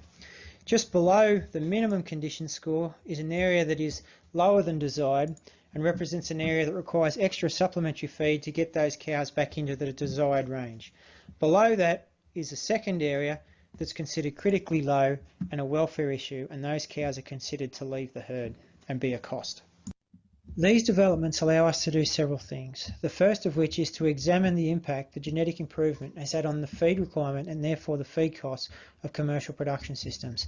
As an example, I'm showing you the genetic trend for cow feed requirement within the Australian Angus breed between 1985 and 2015.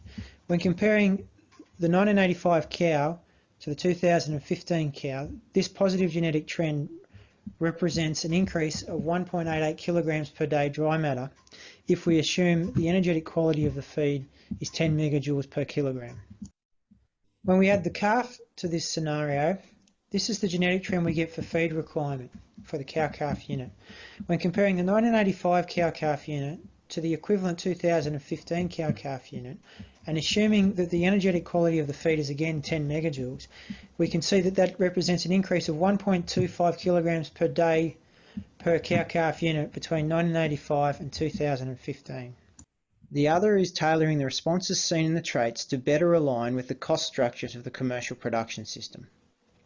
I'm going to use an Angus example here, focusing in on the growth traits of birth weight, 200 day, 400 day, 600 day weight and mature cow weight.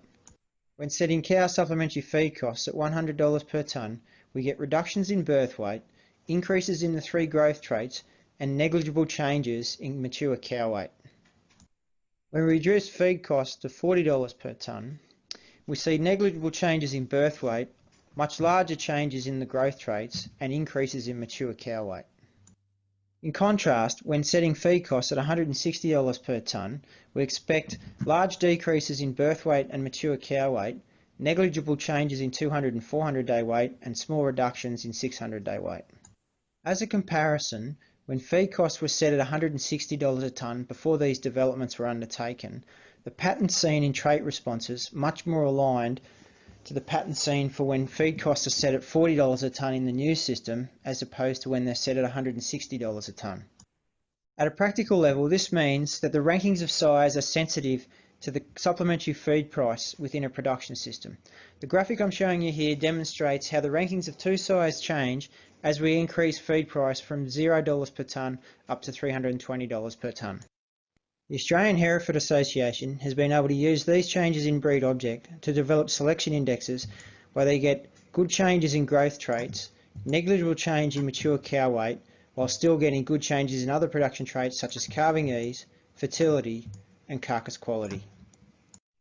Other developments in BreedObject, which I haven't had the time today to expand on, include building on those developments around feed costing to include methane modelling. We've also enhanced our market specifications to allow all traits to have non-linear economic values if that is appropriate. The Australian Wagyu Association, in its International Wagyu Evaluation, has utilised the developments around feed costings and the non-linearity of carcass specifications to develop indexes for different purposes within its breed. These are the breeder index, the self-replacing index and the F1 terminal index, and these three indexes have different purposes and consequently they have different responses in the traits. As you can see here, the response for the breeder index is very large in the growth traits but negligible for marble score. In contrast, in the F1 terminal index there's negligible change in the growth traits and large changes in marble score. We've also developed the facility to determine the effect that culling for specific traits such as structure and docility has on commercial profitability. Finally, I'd like to describe some plans for future research and development of BreedObject. Work began in 2019 on redevelopment of the feeding standards within Australia. Once these are complete, they'll be integrated into the BreedObject indexes. We've also developed the capacity to construct across-breed indexes.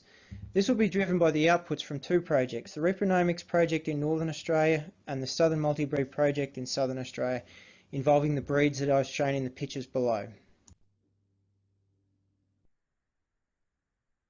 Driven by feedback such as that displayed on the screen, we've been looking at alternative ways of demonstrating the effect that an animal's genes have on commercial profitability. This has led to the development of a software system called DeSireBull, which Laura Penrose will talk about in the next presentation. Traditionally, the equation for indexes has been written out as the EBVs multiplied by their respective economic importance. Alternatively, if the economic importance of EBVs has been derived while considering the economic importance of all other EBVs, the EBVs can be formed into subgroups to demonstrate the effect an animal will have on particular components of a commercial production system. These subgroups can then be added together to demonstrate the effect that animal will have on total profitability within the commercial production system. If we look at the index below, its EBVs could be grouped into subgroups, which may be describing the animal's impact on fertility, growth, or carcass. These subgroups can be then added together, and that is equivalent to the original index.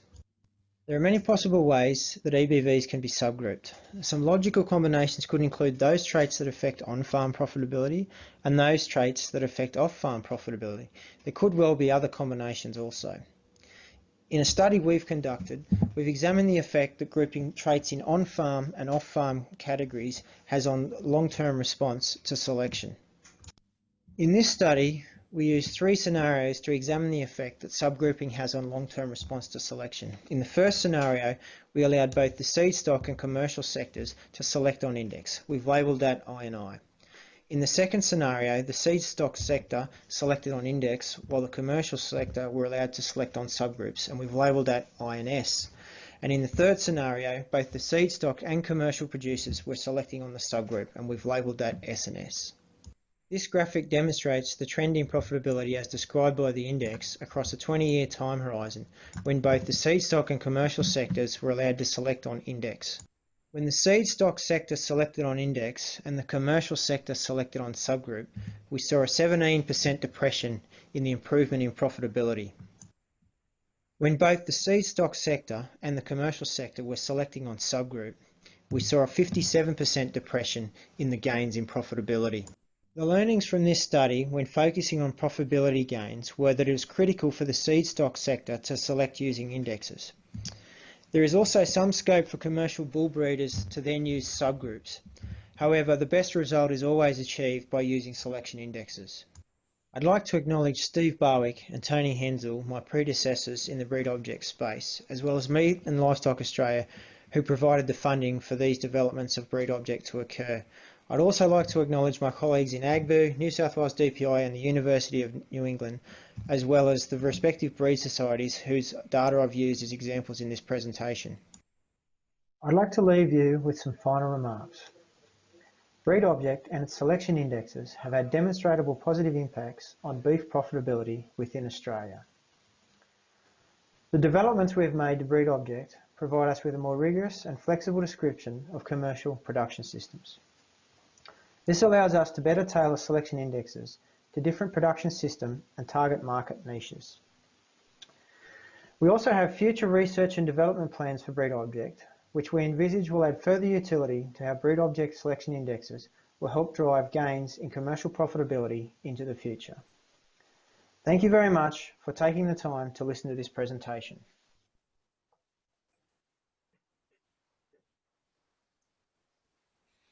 Great, thanks, Brad. That was excellent. Appreciate you being online here too to answer some questions. We'll see. Look over here in the chat box and see if we've got any spooled up. I don't see any right off, but I do have one, and that's sort of related to kind of how you envision incorporating.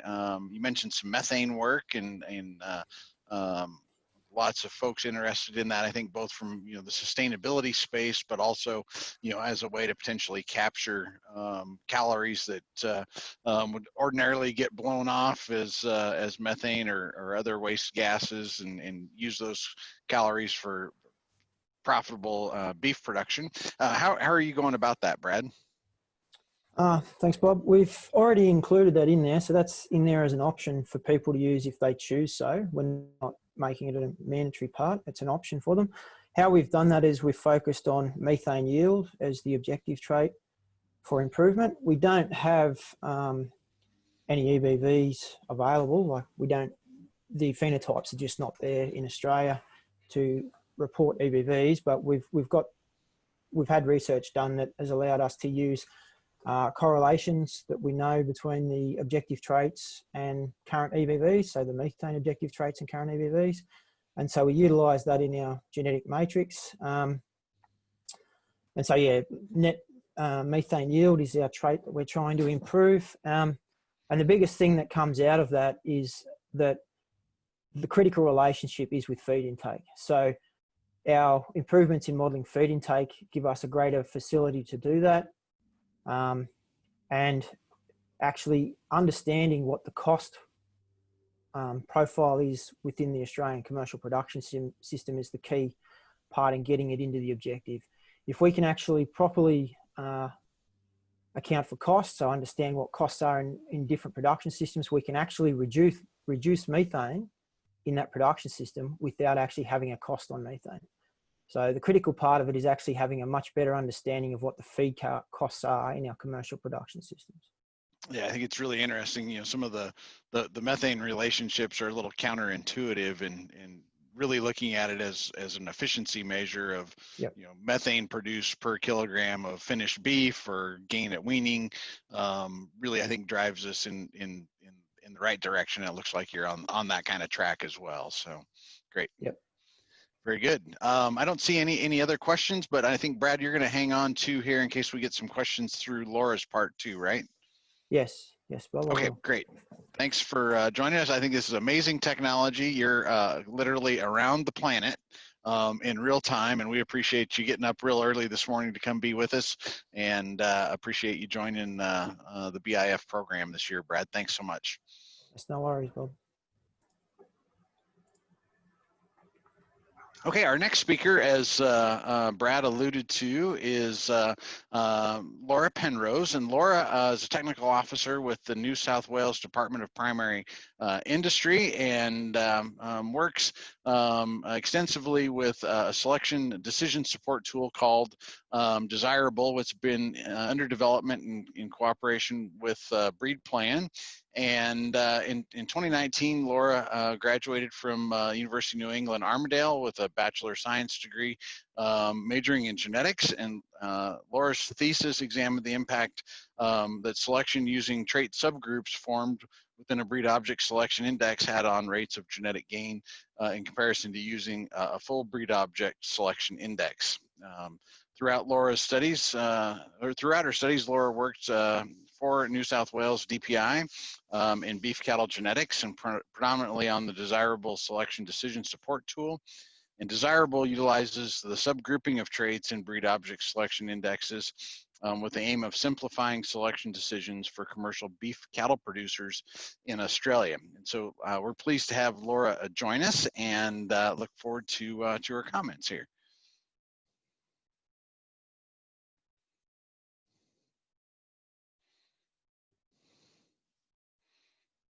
Good afternoon, everyone, and thanks to Bob Weaver for the invitation to speak at BIF 2020 at the recommendation of Hugh Nivison from the Agricultural Business Research Institute in Australia. My name is Laura Penrose and I'm a Technical Officer with the New South Wales Department of Primary Industries here in Australia. Most of the work I am involved in at the department is in extensive livestock and more specifically in beef cattle genetics. I was asked to speak today on a tool myself and my colleagues Dr. Brad Walmsley and Dr. Paul Arthur have been developing in conjunction with Beaten Livestock Australia.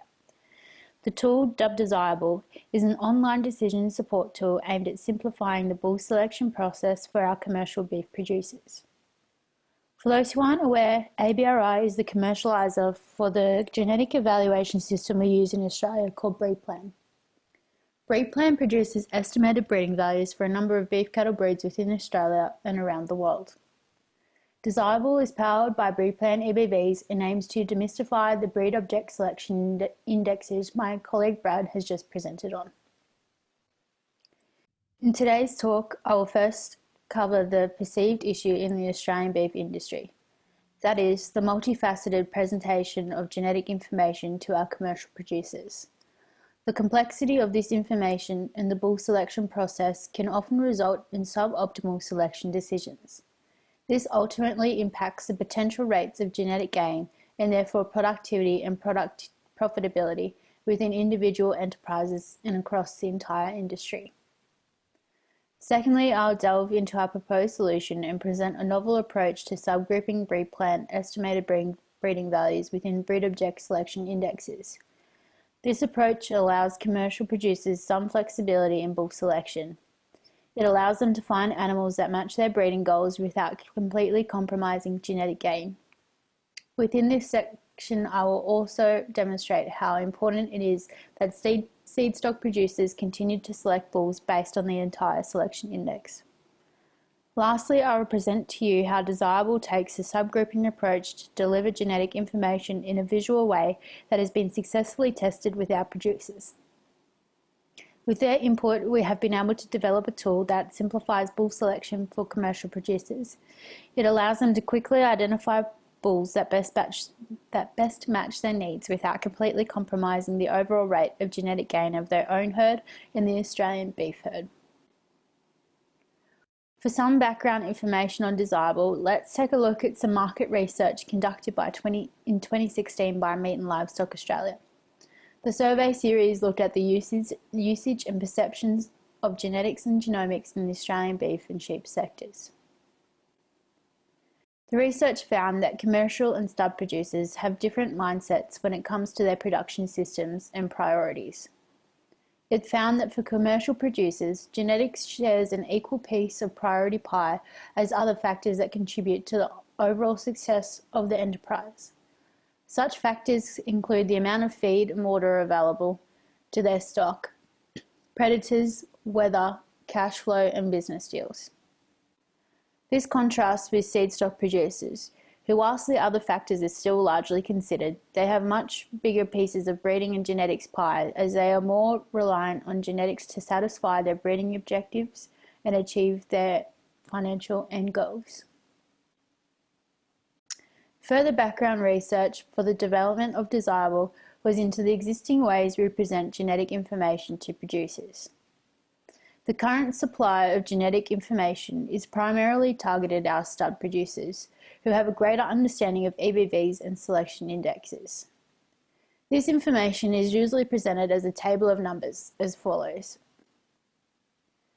Let's say we have a bull who, depending on breed, could have up to 24 breeding values with 24 accuracy values for those EBVs and a 24 percentile bands values.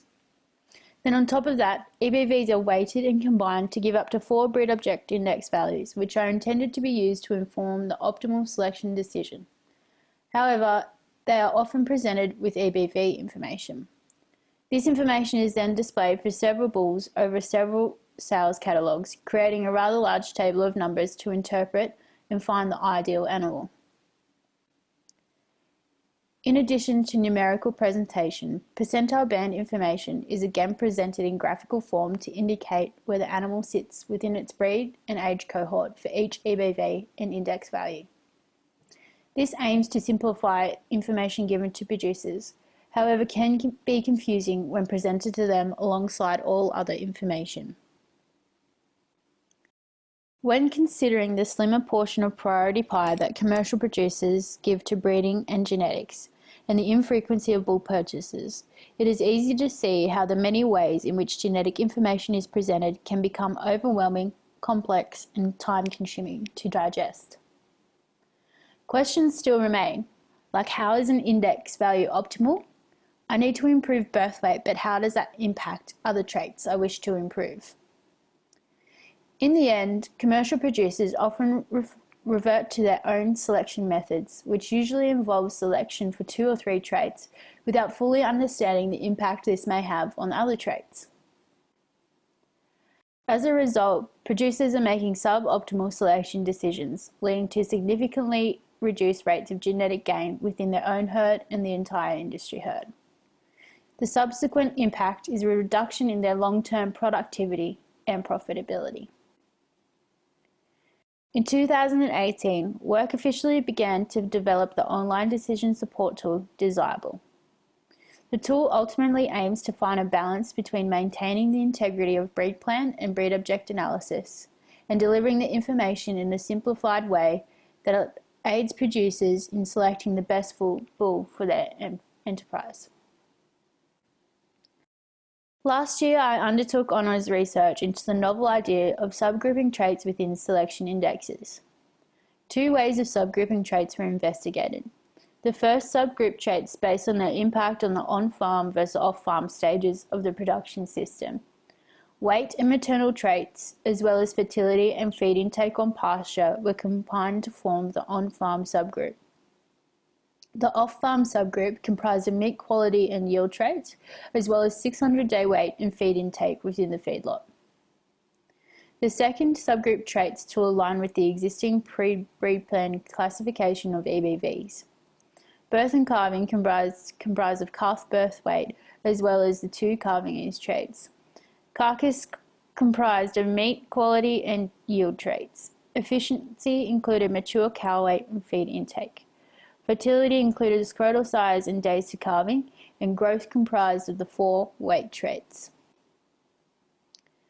3 scenarios were tested by simulating a 20-year breeding program, with the top performing bulls remaining in the seedstock sector and the commercial sector being able to select out of the remaining bulls produced. The first scenario demonstrated breeding value response calculated in dollar value, if both the stud and commercial sector were to select bulls based on overall index value.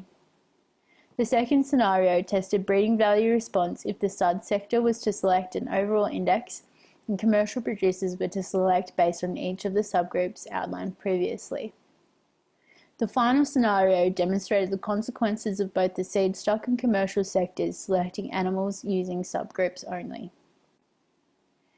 This third scenario had the least desirable result, with an average of at least 62% reduction in the potential rate of genetic gain observed for both sectors. This highlighted the importance of index selection within the stud sector, as it is the main driver of genetic gain in the industry. This importance of the stud sector was displayed in the first scenario as well, as we were able to demonstrate optimal genetic gain in the stud sector achieved by overall index selection, and confirm the 2-generational lag of the commercial sector when they too selected animals using the index. In other words, if the Seedstock sector continues to select an index, the commercial sector will automatically be towed along. However, the main focus was on the results of scenario 2, where the Seedstock sector was using index selection and the commercial sector was selecting based on subgroups. The results here showed an average of 17% reduction in response to selection using on-farm and off-farm subgroup selection. This was compared to only an average of 9% reduction in response when using trait classification subgroups, meaning this alternative was the better of the two subgrouping methods. Although these results are contingent on the definition of the index, it was concluded that subgrouping by trait classification enabled greater genetic response whilst allowing slight modifications in trait emphasis for the commercial sector. This work confirmed that we were on the right track with building DeSireBull. The tool utilises the 5 index subgroups: birth and calving, carcass, growth, efficiency, and fertility. Each of the BreedPlan EBVs and their associated economic values are combined to form a subgroup, which when all subgroups are added together give the original index value. However, by breaking down the index, producers are able to see which traits are of the most importance to the production system.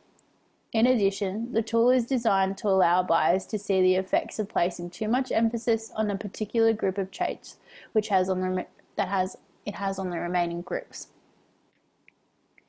To add to the theory, a series of interviews were conducted with producers who confirmed the classification into the 5 trait subgroups.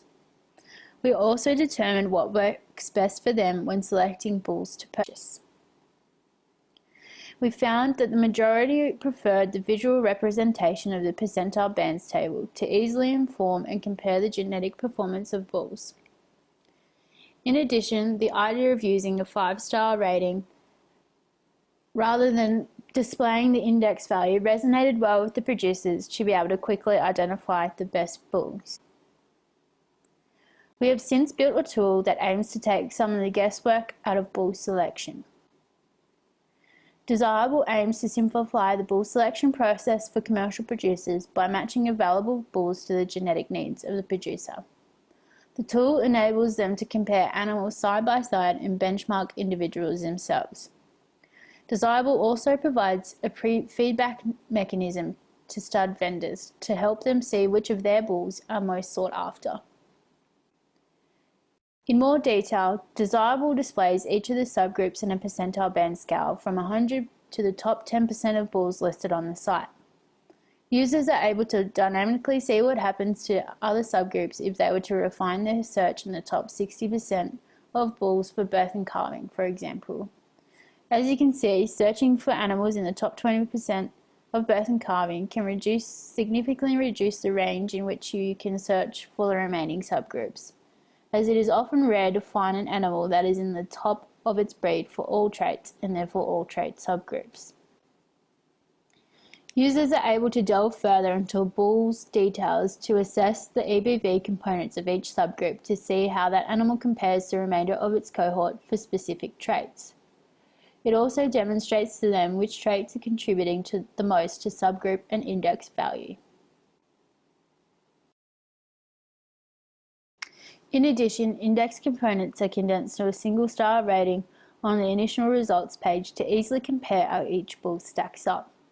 By clicking further into the bull's details, buyers are also given the index value and the percentile band for that animal for that specific index. I just have a short clip we have developed to help explain and summarise DeSireBull's EBV subgroups.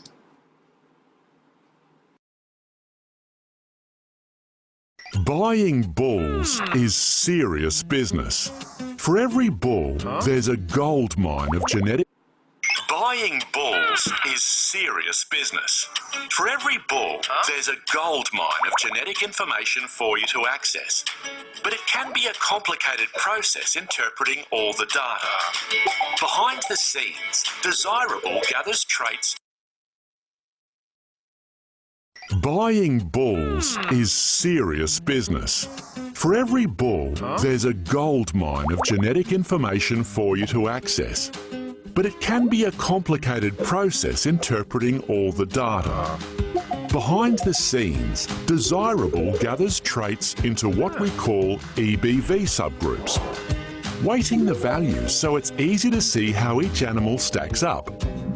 Let's take a look at the Carcass subgroup. We take the EBVs that relate to carcass output and calculate their combined value so you can see how bulls rank when placed on a percentile graph. And finding bulls that rank well is simple. All you have to do is slide right. DeSireBull's purpose-built EBV subgroups make it easy to use genetic information to find the right bull for your production system. Search and compare bulls on genetic merit today with DeSireBull.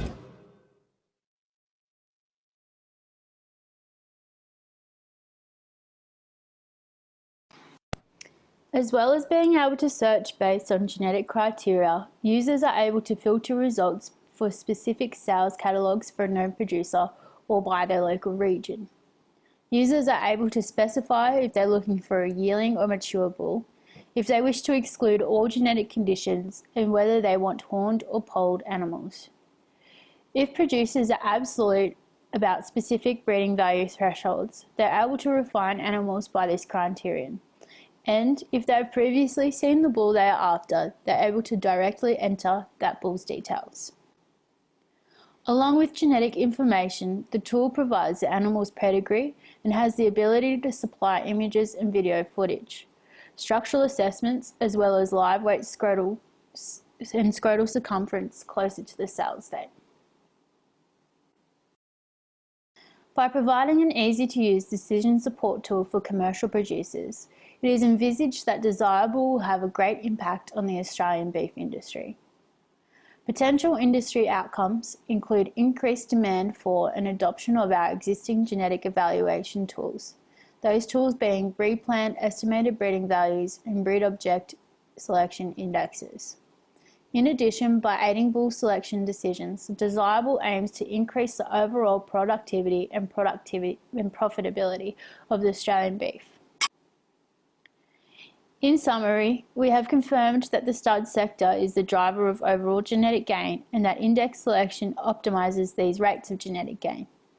However, there are often certain traits that a commercial producer wishes to improve within their herd. Index subgroup selection therefore allows some flexibility in selection decisions without completely compromising genetic gain. DeSireBull uses a subgroup approach, enabling a simplified selection decision process and allowing producers some flexibility in the bull selection process. It is envisaged that the tool will help to improve rates of genetic gain, productivity and profitability within the Australian beef industry. Final work is currently being completed on DeSireBull with the aim of rolling it out commercially in 2021. That's it from me. Thank you for your time, and now I hand it over to you to ask any questions to myself or my colleague Brad. Thank you. Into what we call EB.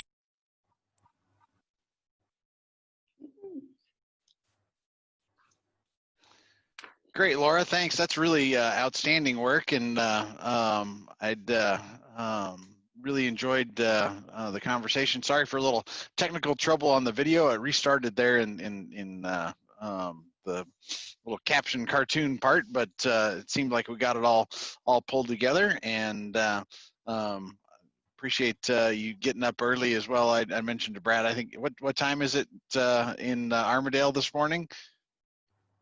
It's not too bad. It's only 20 past 9 at the moment. Oh, okay. So, but you've been with us for a while, so great. Yeah. Well, thanks for joining in. A couple of questions here, and the first one is: will DeSireBull or components of it be embedded in the existing breed association online database systems rather than creating an additional system? At the moment, we are yet to work that out. We have just developed a minimal viable product that sort of needs to still go through a bit of proof of value. And so we're just wrapping up the project at the moment, and as yet there isn't a commercialization plan So, Okay. So yet a to be little bit standalone so far, but maybe Yeah. opportunities to integrate. Okay, super. Exactly. Yeah. What's been your experience so far? I think Matt Spangler talked about kind of a similar idea that we're working on here in the States. Similar objectives in terms of really helping simplify decisions that commercial producers make. Have you had some real positive interaction with commercial producers, and as you kind of roll out the early versions, and what's been the uptake? Yeah, we've had some excellent positive feedback. We've actually done a fair few surveys as well, especially at the beginning of the project. Bit of a value proposition for the tool, what commercial producers find useful, and then we sort of had a stage 1 MVP where we actually sat down with 8 local producers, and they were actually a mix of commercial and seed stock, and their feedback from them has been really, really positive. And so with the next stage, we will try and capture some more feedback, especially from commercial producers, but we will obviously partner with seed stock producers in trying to capture that feedback as well in some upcoming sales. We're just about to enter our big sale time here in Australia. So yeah, you guys are opposite of us here, kind of in the northern hemisphere, and so good luck with that. I know you commented, and I've looked online when I first saw some of the information come along about your opportunity to speak with us, and looks like Wagyu's fairly engaged. Have you had some good uptake from some of the other major breeds there in Australia as well? At the moment, we've been involved with discussions with the Wagyu Association and the Herefords Australia. The reason behind that, Bob, is because they're the breeds that are currently on the latest version of BreedObject indexes. And that's how we have built DeSireBull to tie in with the latest version of the indexing system. Yep.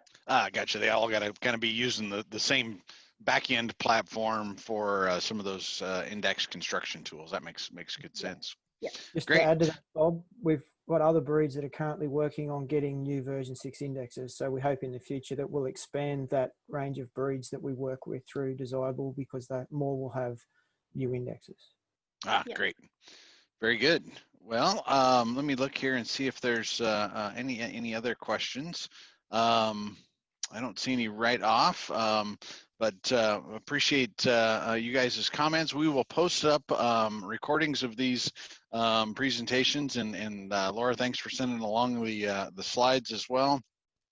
No problem. We'll get those posted up to the website, and I'm just really appreciative of we've had a lot of engagement from international audiences for BIF this year, and in Australia particularly on the speaker side, and we really appreciate that engagement.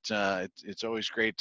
My family, my wife and I came with a group of students through northern New South Wales and southern Queensland a year ago, and had a wonderful time, and met many of the folks that you work with on a daily basis, and extend our greetings, if you would please, and I hope you guys have a great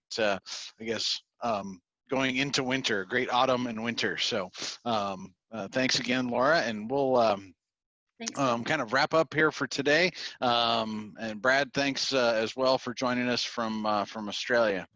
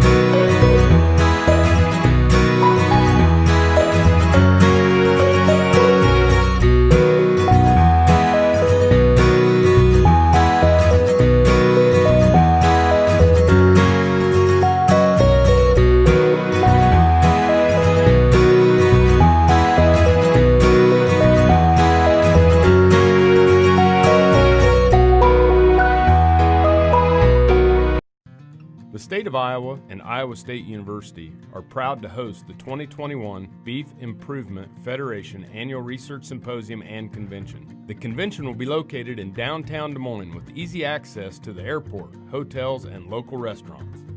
Iowa State University is just north with its research and teaching farms. Join us in Iowa and experience how Iowa provides the beef industry with innovation to application.